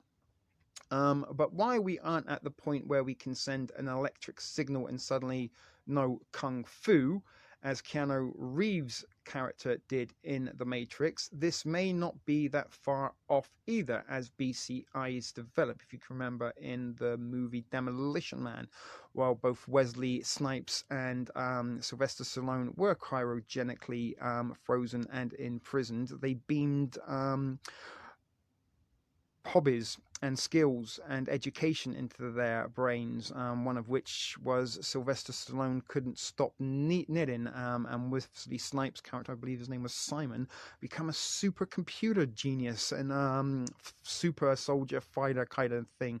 But anyway, back to the article. Estimates for getting to the simulation point range from a decade to 100 years. Certainly, almost everyone agrees we'll be able to achieve full immersion within 200 years, which in overall scheme of history of the Earth or universe isn't that much time at all. So how does this relate to the idea we live inside a video game? in what Bostrom called the simulation argument in his 2003 paper. He stated that if any civilization ever gets to the point of creating realistic ancestor simulations, then we are almost certainly inside one of these. His argument was there would be many more simulated beings than organic beings because you can simply turn on another server and create another million or trillion beings in no time at all. Simple statistics then shows that if you are a being, then you are more likely to be a simulated being than one in base reality. But simulation theory has now moved beyond philosophy into the sciences. As I started to investigate the technology needed to build more realistic simulations, I found striking parallels to how the physical world works. In a computer-generated reality, there are no real objects. They are just being rendered as pixels by the rendering engine of the video game. In our physical reality, the more that physicists try to find this thing called matter, the more elusive it becomes. Physicist John Wheeler said that physics went through several phases in his lifetime. In the first phase, everything was a physical particle. Then physicists decided that everything was a field. Finally, he said, physics came to the conclusion that everything was information. What the little pretty girl with her great legs said in the TEDx speak we saw at the beginning of this presentation. Bear in mind, guys, that she is an actor. She was reading for a script. She probably isn't a real scientist at all. That everything is information is what physicists are now saying. But when you get down to it, there is no matter, just properties of so-called particles. Wheeler coined the term it from bit, emphasizing that everything we think of as physical is actually just information. And something to bear in mind that modern warfare is fought with bits and bytes, not bullets and bombs, ladies and gentlemen. And your mind is pretty much the battlefield. Love is a battlefield. Pat Benatar there for you guys. Not gonna upset her or ruin your experience of that piece of 80s synthwave. But never mind, it wasn't synthwave at all. It was popular music of the time. But perhaps the biggest mystery in quantum physics has been the observer effect, or quantum indeterminacy, which says that unless someone or something measures or observes a choice, then all possibilities exist until the observation is made. Trees falling in the woods making a sound. While there is some debate about whether the observer has to be a conscious person or a measurement device, there is no opposition to the idea that quantum intermittency exists. We just can't figure out why. This is what led Niels Bohr to make the statement that if you aren't shocked by what quantum mechanics tells us, then you haven't understood it. Quantum indeterminacy could be an optimization technique for a simulated reality. It turns out that the key technique that has allowed video games to move from flat 2Ds like Pac-Man and Space Invaders to three-dimensional immersive worlds is what we call conditional rendering. Rather than rendering all pixels in a 3D scene, we only render the pixels that your avatar, a representation of you, can see. This is a key technique that we use to give the appearance of what your avatar and mine are in the same room, when in fact we are rendering on different computers. In fact, video games, there is no shared rendering. The golden rule in video games is to only use computer power to render that which can be seen. It seems strikingly similar to how the world of quantum indeterminacy works, starting with a wave of probabilities and then only rendering those probabilities when they are observed. It's a little bit what I'm saying about, are we choosing our own reality? Are they giving us a series of probabilities that could or could not be, and then depending on our research, thumbs up, likes and shares and all that kind of stuff on social media, they can then calculate and formulate that as our next reality. But quantum indeterminacy could be an optimization technique for a simulated reality. And just like that, something which is completely baffling makes sense. But computer scientists and physicists are really the newcomers to the debate about the simulation hypothesis. Many of the world's religions have been claiming that the physical world around us, isn't the real world.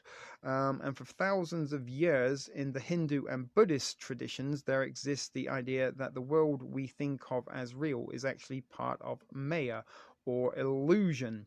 In Judeo-Christian traditions, including Islam, there is an idea of recording angels who are watching our every move and recording them in the Book of Life and the Scroll of Deeds.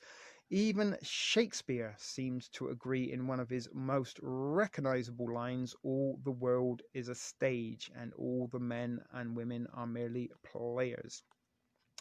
Of course, these religions were formed long ago, and the metaphors they used made sense at the time, but as poetic as these metaphors are, they are incomplete. If Shakespeare were alive today, I'd like to think he might say all the world's a video game, and the men and women are merely avatars in this simulated reality world, virtual world.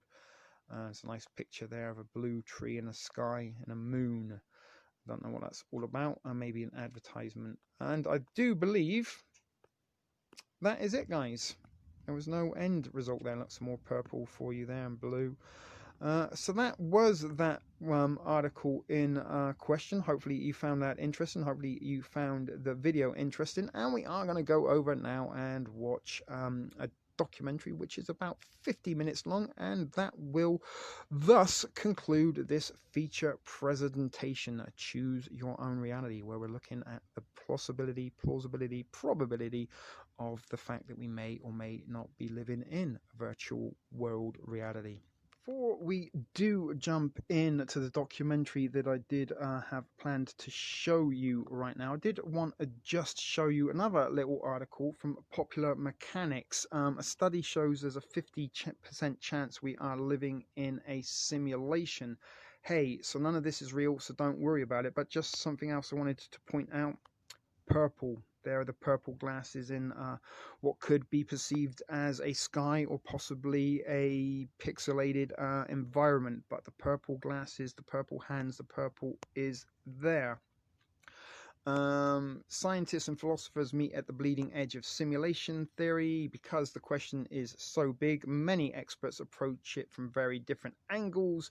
A weighted Bayesian calculation has a lot of assumptions built in. If in real life 2020 seems just too much, take comfort in some breaking news that scientists say odds are even that we are living in a simulation. The coin flip depends a great deal on science we may uncover in the near future. So not only in 2020 have we been told that yes, UFOs are very, very real, and there is without certainty the evidence and existence of outer world visitors to this planet. The Pentagon, the Ministry of Defense, the Israelis, the Japanese, the Australians, all declassified UFOs in 2020. And also on top of that, scientists, physicists, philosophers are all saying that we've got a 50-50 chance that we are living in a simulated reality.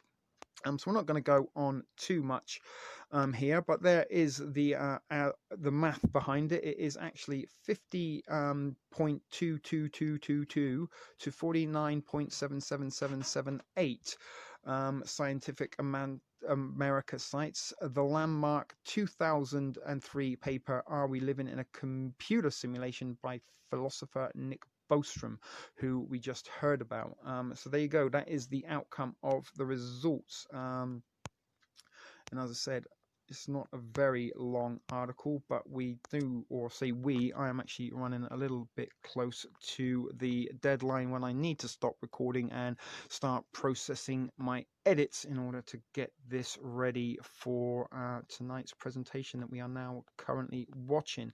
But it's going on a lot about this Bostrom bloke who was out and about in 2003 with his simulated theory that is fueling a lot of these articles there. But I did just want to point out the purple glasses there for you with regards to the fact that it does seem to be that the skies of recent do have a purple haze to them, a purple twinge. Is this creating the VR effect as is depicted there in the glasses? So without further ado, guys, let's get over and look at this documentary, and then I will see you once again live in the Ship Video Productions studio as Reality Decoded will continue after this.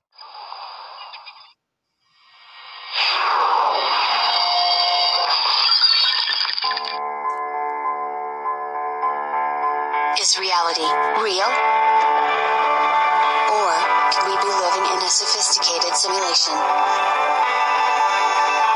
Could the universe be more like a dream than we ever imagined? You are the dream. You build this world. How can science help us answer these questions? Welcome to the simulation hypothesis.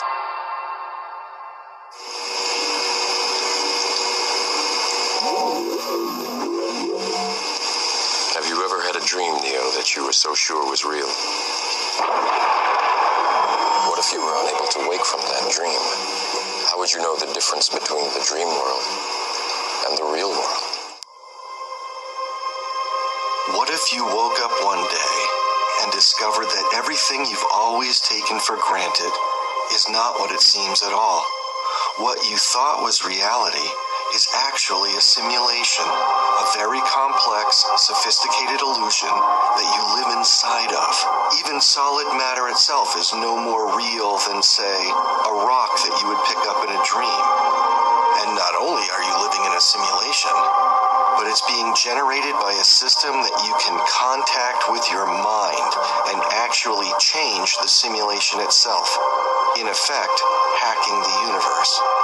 What would you do to change the world? Well, recent scientific discoveries are strongly suggesting that this is the case, that we live inside a simulation, and that we, as observers, have a demonstrable power over it. We are actually participating in the creation of the reality that we live in. Wait, what? Are we really living in a simulation? Well, this is the conclusion that physicists and cosmologists have been coming to. And although this idea would have been ridiculed in the recent past, it is now being taken very seriously. Cutting-edge physics experiments have been producing some very strange results. Results that say our universe isn't an objective reality, but that it's actually emerging from something else, something non-physical and beyond our senses. In the digital age, science is beginning to see a correlation between our world and the world of a virtual reality. The Matrix is everywhere. It is all around us. Even now, in this very room.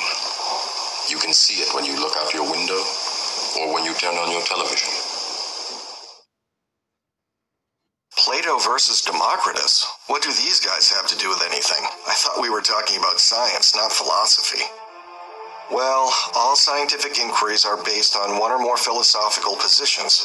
So let's quickly go over some of the philosophical arguments that different scientific approaches are built upon.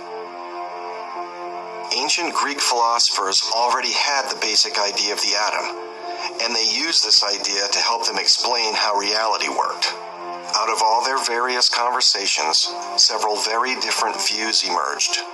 These views are best expressed in the works of Plato and Democritus. Democritus built his philosophy of materialism on the assumption that atoms are eternal, indestructible, and are the only things that really exist. All other things exist, said Democritus, only because they are composed of atoms. Following this logic leads you to believe that consciousness is a product of physical processes in the brain. This is the philosophical assumption that Isaac Newton, Charles Darwin, and most Western scientists until very recently built their work on.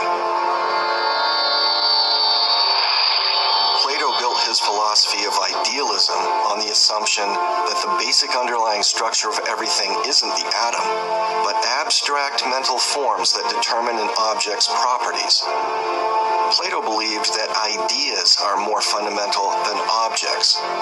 For instance, a perfect or ideal sphere exists only as an abstract mental form or idea. Any sphere that we see in the world, like a basketball, is simply an approximation of the ideal sphere. By following this logic, you come to believe that consciousness is primary and gives rise to all physical matter and process. In other words, everything begins with consciousness, and there is a mind behind what we experience as physical matter. In much the same way that when you dream, your mind is creating a physical experience for you while you sleep. As you can see, these philosophies are mutually exclusive and are in fact opposites. Both cannot be true. Either mind gives rise to matter, or matter gives rise to mind. It's a very, very old debate, but science has finally harnessed enough power to settle it once and for all.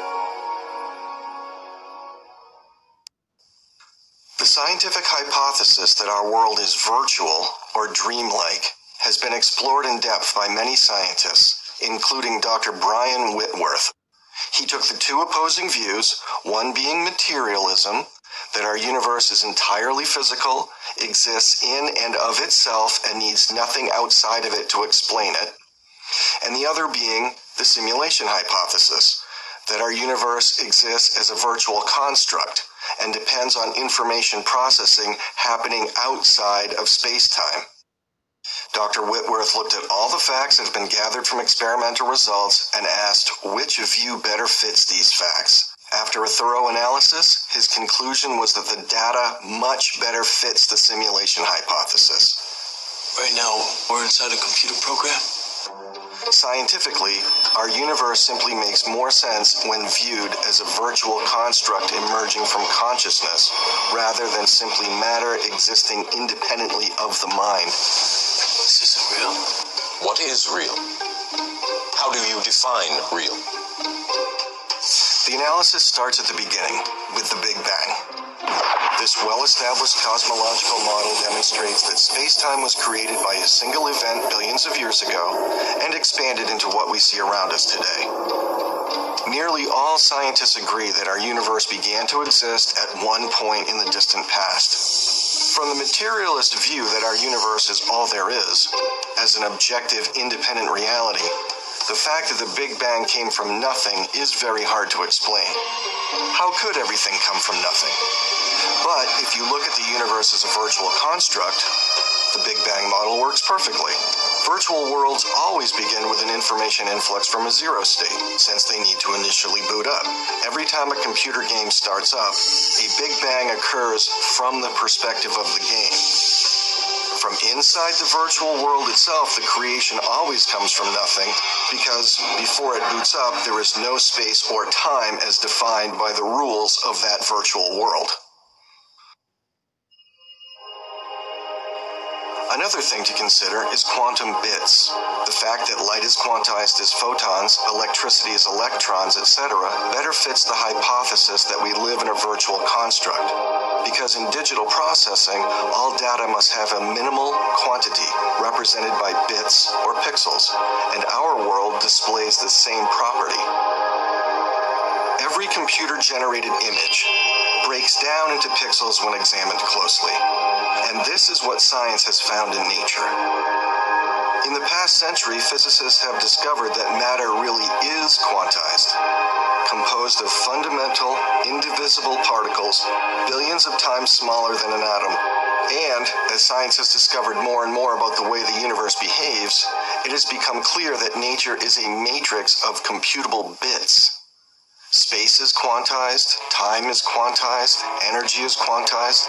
Everything is made of individual bits, which means the universe has a finite number of components, which means it has a finite number of states, which means it's computable.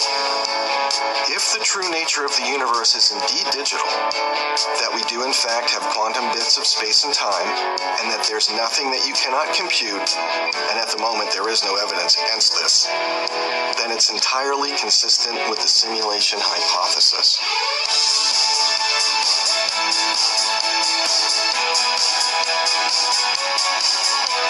Well, how does living in a virtual reality benefit me? Do I get superpowers? Can reality be hacked? Can we reprogram nature and take control of our experience?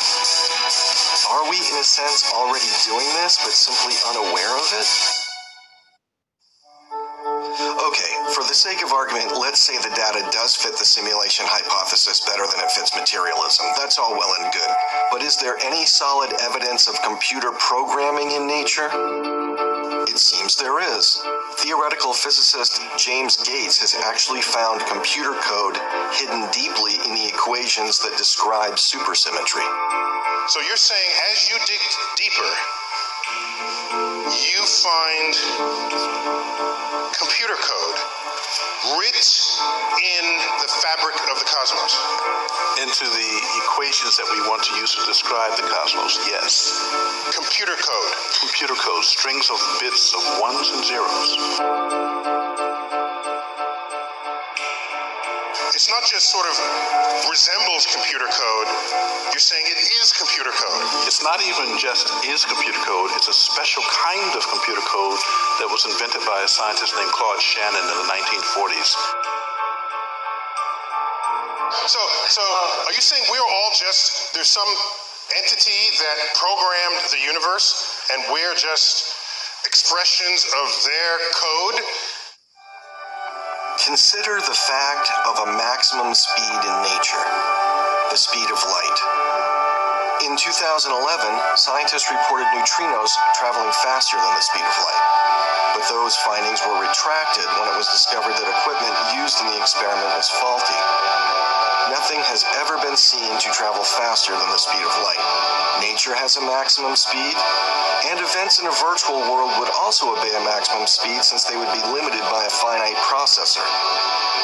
There's also the curving of space by massive objects and time dilation at very high speeds. Both phenomena correlate to virtual processing load effects.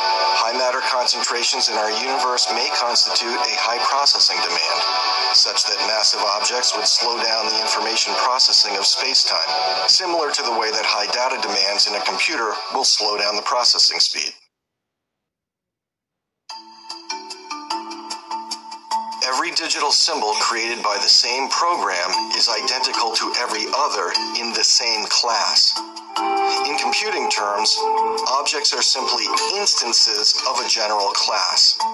The fact that all quantum objects are identical in each class, photon, electron, etc., correlates to a digital equivalent, since in a virtual world, every digital object created by the same code is identical. While the objects we see in our world have individual properties, the quantum bits that they are built from are all pressed from identical molds. The simulation hypothesis suggests that this is the case because each bit is created by the same program. Taken together, all of this might constitute what the courts refer to as sufficient weight of evidence, favoring idealism in the simulation hypothesis over materialism. When coincidences continue to pile up and combine with explanatory power, it presents a very strong plausibility argument, or even a proof. But even more convincing evidence is provided by cases that the simulation hypothesis can easily explain, but which materialist models have tremendous difficulty with. One such case is non-locality.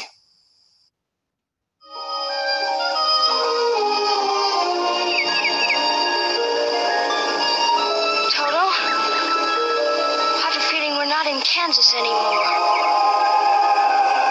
For materialism to be true, and the world to exist independently of mind, the concept of locality is necessary. This means that for objects to interact, they must be in close proximity. This is what Albert Einstein believed for most of his life. To understand quantum entanglement and non-locality, we should take a look at Einstein's life and his role in the development of quantum mechanics. In 1905, horses still mingled with cars in the street. Ty Cobb was a major league rookie, and Albert Einstein was a low-ranking clerk in the Swiss Patent Office. That year, in his spare time, he wrote 4 remarkable scientific papers. The first established the photon as the particle associated with light, overturning many years of understanding light as a purely wave-like phenomenon. He used this new description of light to explain the photoelectric effect. In another paper, he mathematically proved the existence of atoms, something that was still debated at the time, and he actually calculated their size. He introduced his special theory of relativity, which describes how motion can affect the passage of time. And then, with E equals mc squared, he established the fundamental relationship between matter and energy. This explains what makes the sun shine. He was so far ahead of his time that no one even recognized his accomplishment. That is until this man, Max Planck, the greatest theoretical physicist in Europe at the time, and the editor of the journal Annalen der Physik, read the paper Einstein had submitted describing light as consisting of photons. Planck sent an assistant to the patent office to fetch Einstein. This recognition helped get young Albert accepted into the University of Zurich. Max Planck made many important and lasting contributions to the field of physics, but perhaps his greatest discovery was Einstein.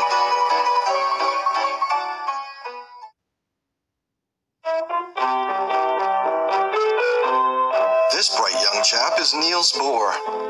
He grew up in Copenhagen, Denmark, and received his PhD by age 26. Not too shabby. He studied Einstein's paper proving the existence of atoms, and in 1913 he introduced a conceptual model for the workings of the atom, and it's still the one taught today. A positively charged nucleus is orbited by negatively charged electrons, and these electron orbits have very specific energy levels that are quantized.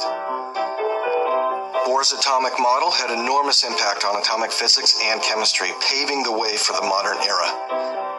He was given a nice position at the University of Copenhagen as a physics professor. Meanwhile, Einstein had been made a member of the Prussian Academy of Sciences and a professor of physics at the University of Berlin. Oh, and he's published a few more papers. In one of them, he answers the age-old question, why is the sky blue? He solved the problem by examining the cumulative effects of light scattering by individual molecules in the atmosphere. Just another day at the office.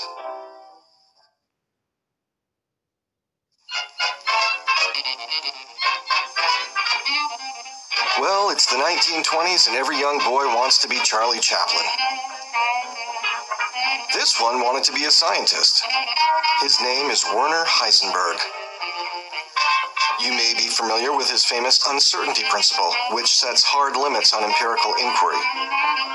In 1925, he introduced a concept known as matrix mechanics in an attempt to explain how energy is absorbed by atoms. He did this by describing atoms not as actual physical objects, but as mathematical matrices that evolve over time.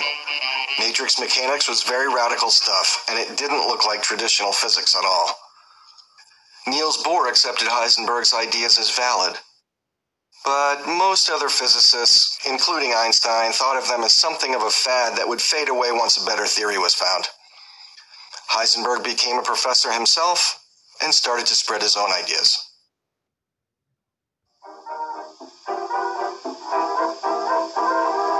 This is Erwin Schrödinger. In 1926, he was teaching physics at the University of Zurich, where Einstein had gotten his PhD. He wrote a paper introducing wave mechanics as an alternative to Heisenberg's matrix mechanics. It was Schrödinger who first claimed that two particles could be entangled and that they would behave as one system, as one thing, mind you, even if they were separated in space. This meant that any interaction with, observation, or measurement of one of the entangled particles would cause an instantaneous effect in the other, even at great distances across space, up to and including infinite distance in space. This is what is known as non-locality.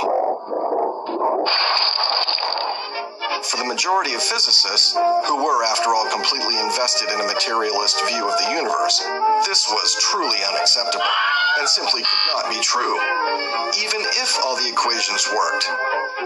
They just needed to put their heads together and figure out what was really going on with this newfangled wave and matrix mechanics. Einstein took particular interest in this problem because it was he who had let the genie out of the bottle with his photon and the quantum theory of light.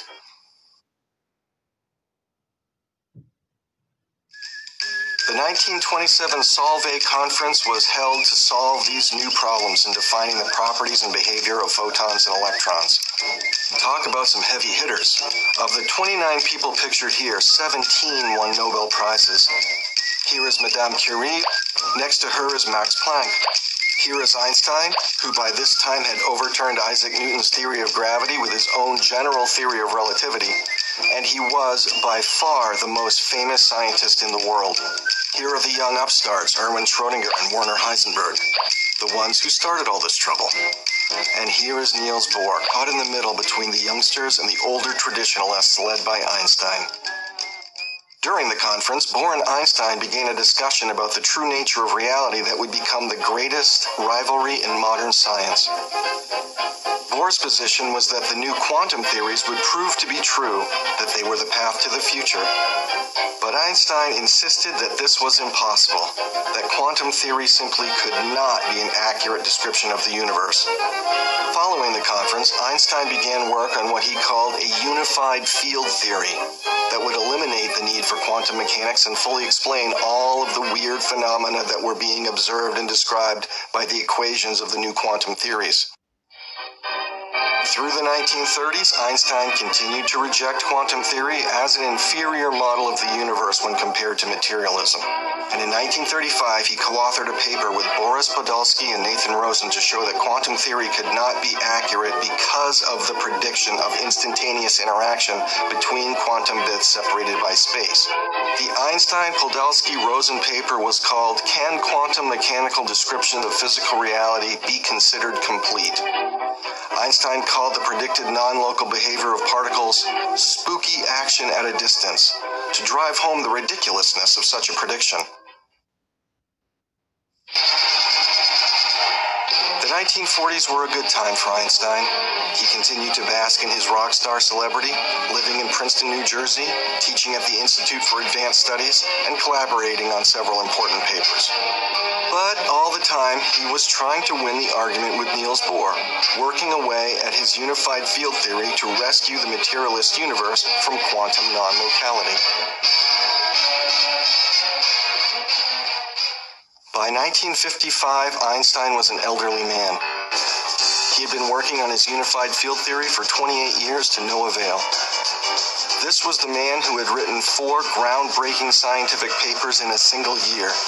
He had explained why the sky is blue, what makes the sun shine, how acceleration through space can slow down time. He overturned Newton's theory of gravity, and many, many more accomplishments. But now he had spent nearly 3 decades trying to salvage materialism and was unable to do so. Albert Einstein passed away on April 18th, 1955. In 1962, Niels Bohr died, his conflict with Einstein still unresolved. Then, in 1964, the Irish physicist John Bell proposed his famous theorem. It's a very clever mathematically based way of experimentally testing and proving one way or the other who was right. Doing the experiment would require some very special hardware. It took 18 years for this technology to become available, and in 1982 the physicist Alan Aspect put it all together and ran the experiment. The results confirmed that non-locality was was actually real. What Schrödinger had called entanglement, and was defended by Bohr but ridiculed by Einstein, was a fundamental property of nature. Instant correspondence can be seen between two particles that are separated by unlimited distance in space, and this only makes sense if the world is a virtual construct. In a virtual world, distance doesn't limit correspondence, since all points in a simulation are equidistant with respect to the source of the simulation. For example, in a computer game, all points on the screen are at equal distance with respect to the processor, and the same effect can be seen in our world. If our universe is a simulation projected onto a three-dimensional screen, then its processor would be equidistant to all points in the universe.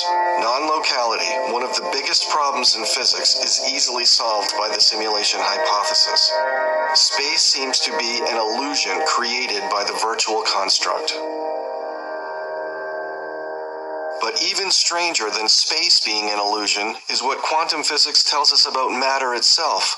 If I were a character in a computer game that was so advanced that I were actually conscious and I started exploring my video game world, it would actually feel to me like it was made of real solid objects, made of physical stuff. Yet if I started studying, as the curious physicist that I am, the properties of this stuff, the equations by which things move, and the equations that give the stuff its properties, I would discover eventually that all these properties were mathematical. The mathematical properties that the programmer had actually put into the software that describes everything. The server that's creating you is not in your reality frame. It's outside. If you're Sims, that computer is non-physical to you. What's physical to you is your Sims world. Prior to observation, matter does not seem to exist. Matter seems to be the result of an interaction between consciousness and waves of potential. This has been demonstrated repeatedly in ever more precise versions of the double slit experiment, from the 1920s right up through the present. To understand the double slit experiment, we first need to know how particles behave. If we shoot small objects at a detector, we will see a clump pattern form where they went through the slit and impacted. If we add a second slit, we would expect to see a second clumping duplicated to the right. Now let's look at waves. The waves go through the slit and radiate out, striking the back wall with the most intensity directly in line with the slit. The line of brightness on the back screen shows that intensity. This is similar to the clump pattern. But when we add the second slit, something different happens. When the top of one wave meets the bottom of another, they interfere and cancel each other out. This results in an interference pattern on the back wall. Where the waves reinforce each other, they are at the highest intensity, the bright lines. And where they cancel each other out, there is nothing. So, when we fire objects through two slits, we get two clump patterns. But with waves, we get an interference pattern. An electron can be seen as a very small bit of matter. And when a stream of electrons is fired through one slit, they behave like small objects, forming a single clump pattern. So if we fire these bits of matter through two slits, we should get two clump patterns. But we don't. We get an interference pattern. We fired particles through, but we get a pattern like they're waves, not like little objects. How can pieces of matter create an interference pattern like waves? It doesn't make sense. At first, physicists thought that the electrons were bouncing off each other to create this interference pattern. So, in 1961, Klaus Johnson at the University of Tübingen in Germany modified the experiment to fire the electrons through one at a time. This way, there is no possibility of them bumping into and interfering with each other. But, again, the interference pattern was seen. Physicists were perplexed by this. It somehow seems to have been aware of there being two slits, not one, because it's given rise to this interference pattern. How does one atom do that? Does it split in half? Does it become like a cloud that goes through both? The path taken by the photon is not an element of reality. We are not allowed to passing through this or this slit. Neither are we allowed to say that the photons pass through both slits. All this kind of language is not applicable. So they further modified the experiment to get to the bottom of the mystery. They put a measuring device at one slit to see which one the particle actually went through. But when the electrons were being this closely observed, they went back to behaving like little objects and produced a clump pattern, not an interference pattern. Somehow, the act of observation meant that they only went through one slit, not both. The electrons seemed to decide how to behave as if they were aware of being watched. How could this possibly be the case? Could the presence of a conscious observer be influencing the experiment? Consciousness is information. It's an information field. Okay, it's data. In 1978, physicist John Wheeler proposed a new way of doing the double-slit experiment that might finally reveal what's really happening. He proposed what is called the delayed choice experiment, in which the decision of whether or not to observe the particles isn't made until after they've gone through the slits, but before they've impacted the detector. This animation is highly simplified, but you get the idea.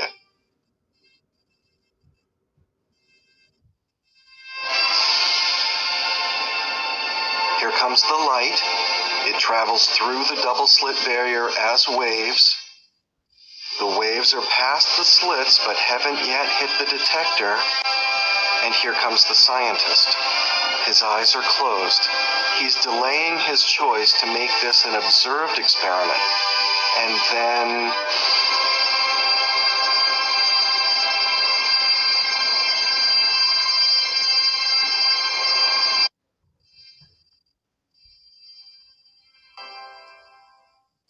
the results of the experiment didn't solve the mystery. Instead, it got even stranger. Because what was found was that at the moment of decision to observe, the waves became particles. And not only that, but they actually made a record of themselves as having traveled through the slits as particles. Yes, you heard me. Deciding to run the observed experiment causes the waves to become particles, and this causal force extends backwards in time. Our choice of what experiment to do determines the prior state of the electron. Running the experiment unobserved does not cause this effect.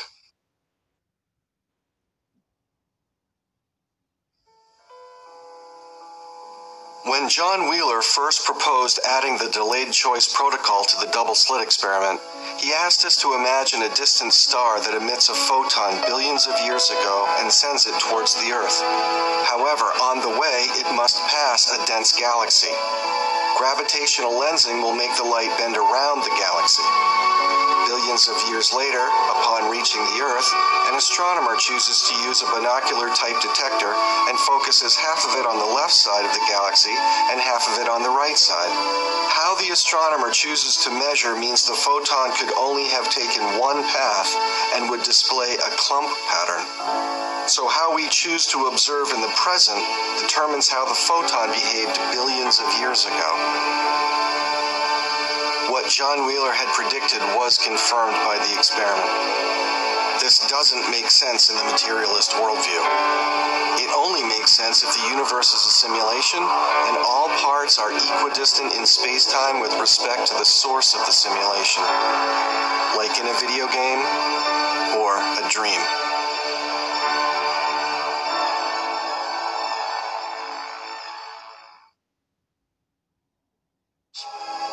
The Force?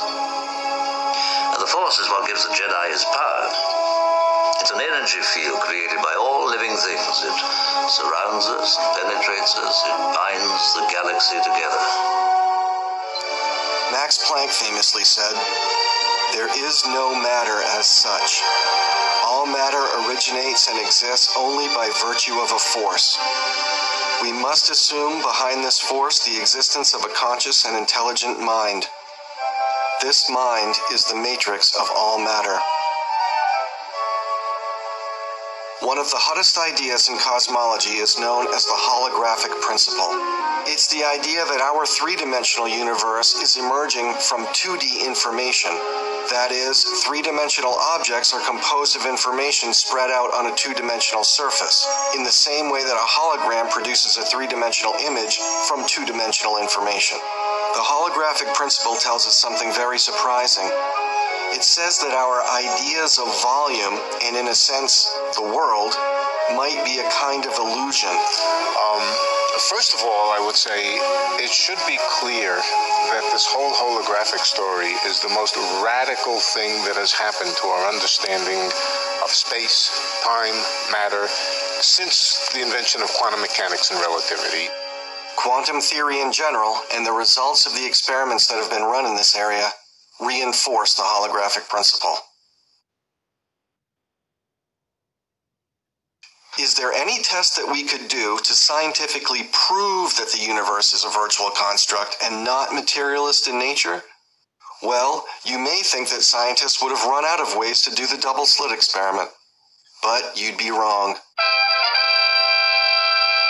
The delayed choice quantum eraser experiment was first performed in 1999 by Marlin Scully, Yoon-Ho Kim, and collaborators. Dr. Kim was consulted to ensure the accuracy of this presentation.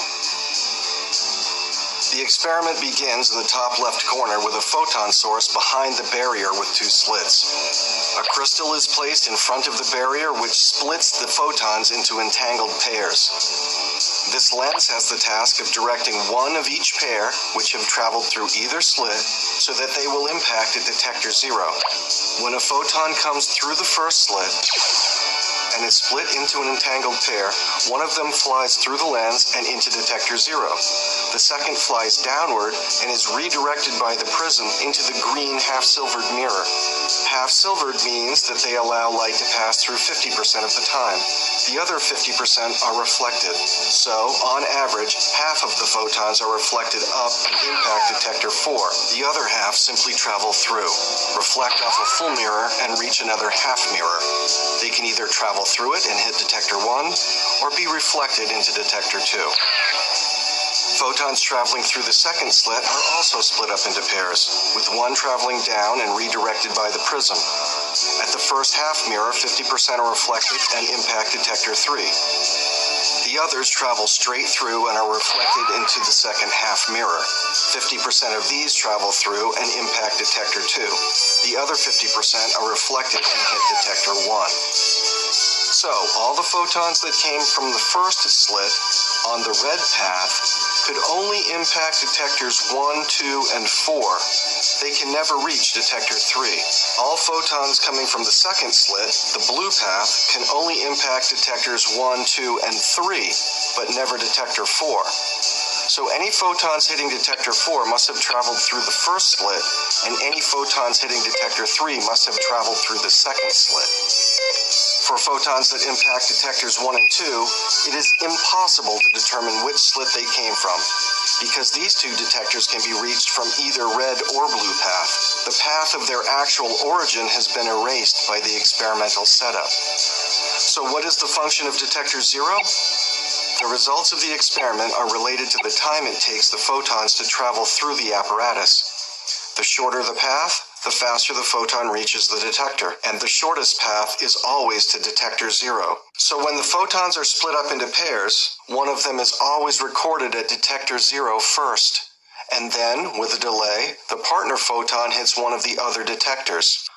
The coincidence counter records the results of all 5 sensors. It establishes a connection between the measurements at detector 0 with the partner photons that reach detectors 1 through 4. This way, each single photon registered at detector 0 can be precisely assigned to a partner at the other detectors. Let's get ready to rumble! This showdown was 2,500 years in the making, and It's for all the marbles, folks. They're playing for the entire universe. It's Plato versus Democritus. Idealism versus materialism. Head to head. Winner takes all. Now, this apparatus can get moving along at a pretty good clip. So they fire a whole slew of photons through here, let the experiment run, gather plenty of data, and then run the analysis.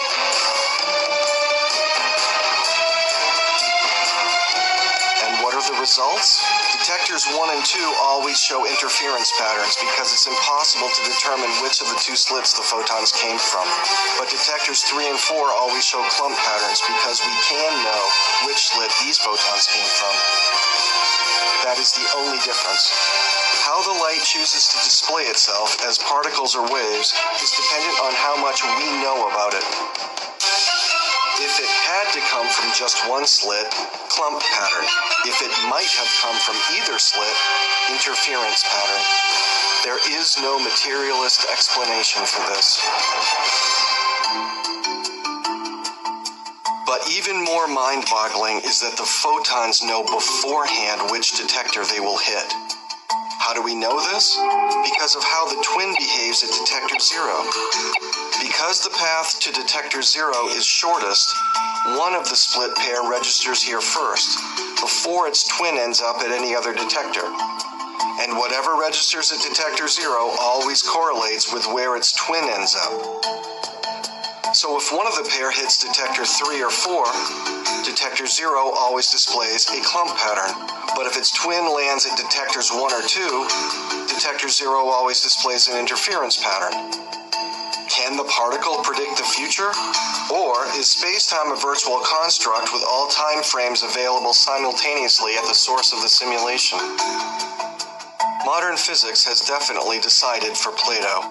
The smallest units of matter are, in fact, not physical objects in the ordinary sense of the word. They are potential forms.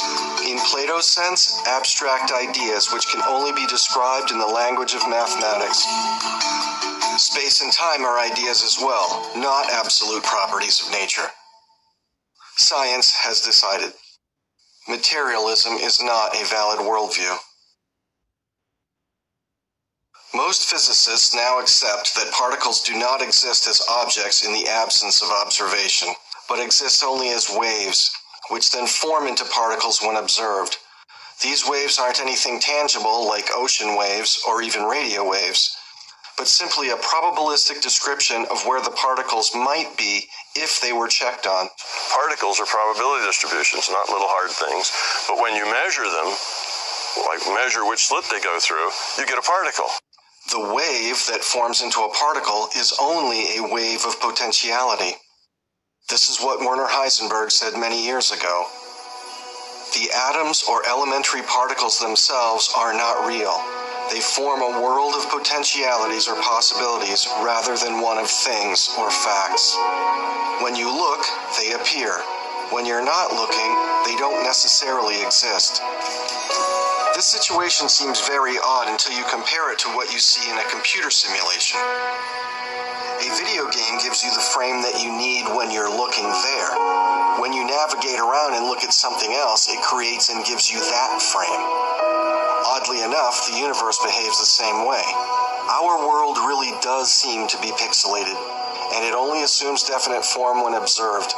The very same way computer simulations behave. This is why the simulation hypothesis is now taken seriously by an increasing number of experts. I personally find that I gravitate more towards the information theoretic point of view and believing that the universe that I exist in is a very good, high-quality simulation.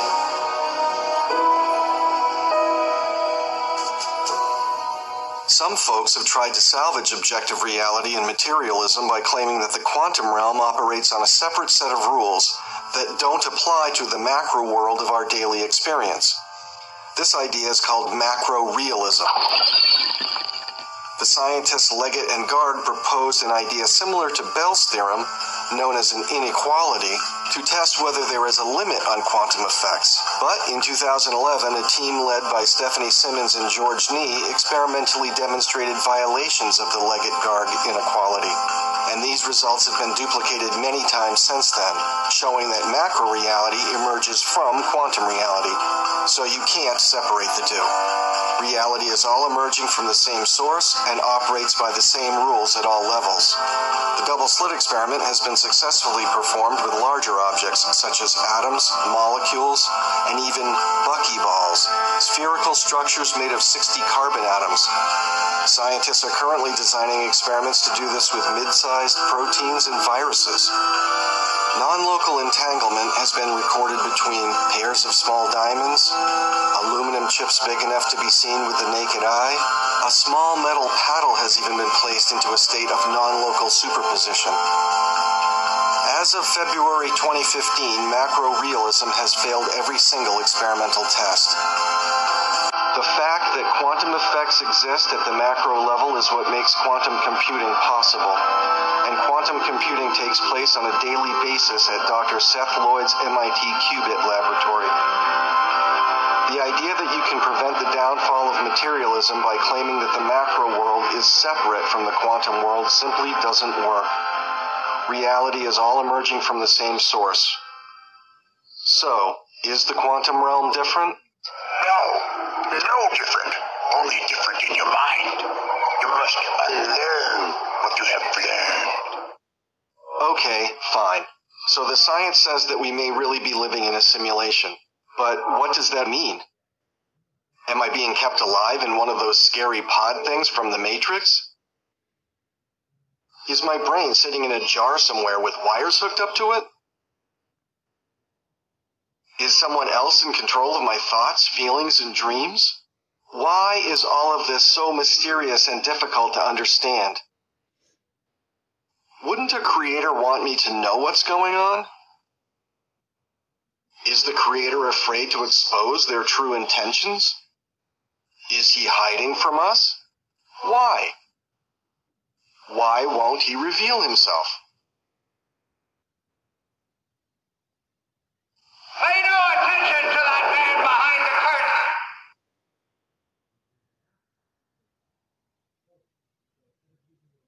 What if part of your subconscious is still connected to the original consciousness that programmed this virtual reality? After all, we know that our subconscious can create a physical experience for us while we sleep. Genuine inspiration, right? Now, in a dream, our mind continuously does this. We create and perceive our world simultaneously, and our mind does this so well that we don't even know what's happening.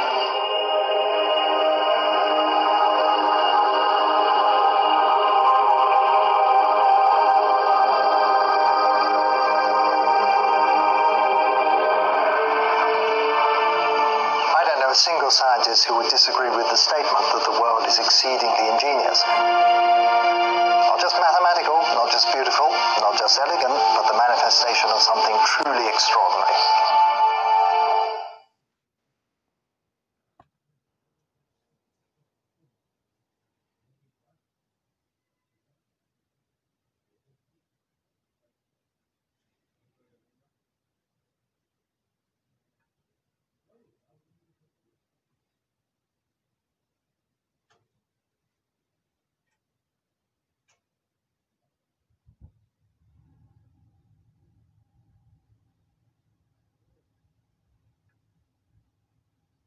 Albert Einstein was one of the smartest people who ever lived. In 1 year, he wrote 4 of the most important papers in the history of physics and introduced sweeping changes that ushered in technologies ranging from lasers to the global positioning system. At the end of his life, after spending 28 years searching for a unified field theory built on materialism, Einstein seemed to change his mind about the fundamental nature of the universe.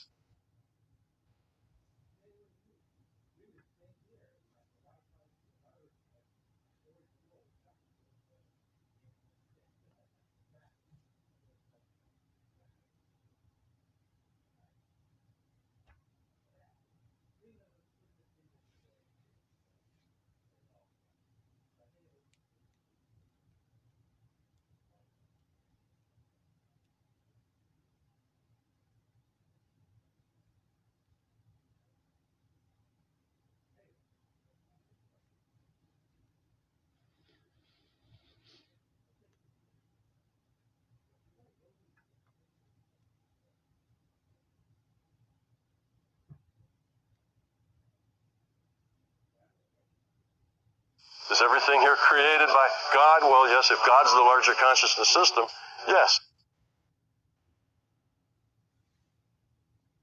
If we can all agree on one thing, it should be that science means discovery. That's good. You've taken your first step into a larger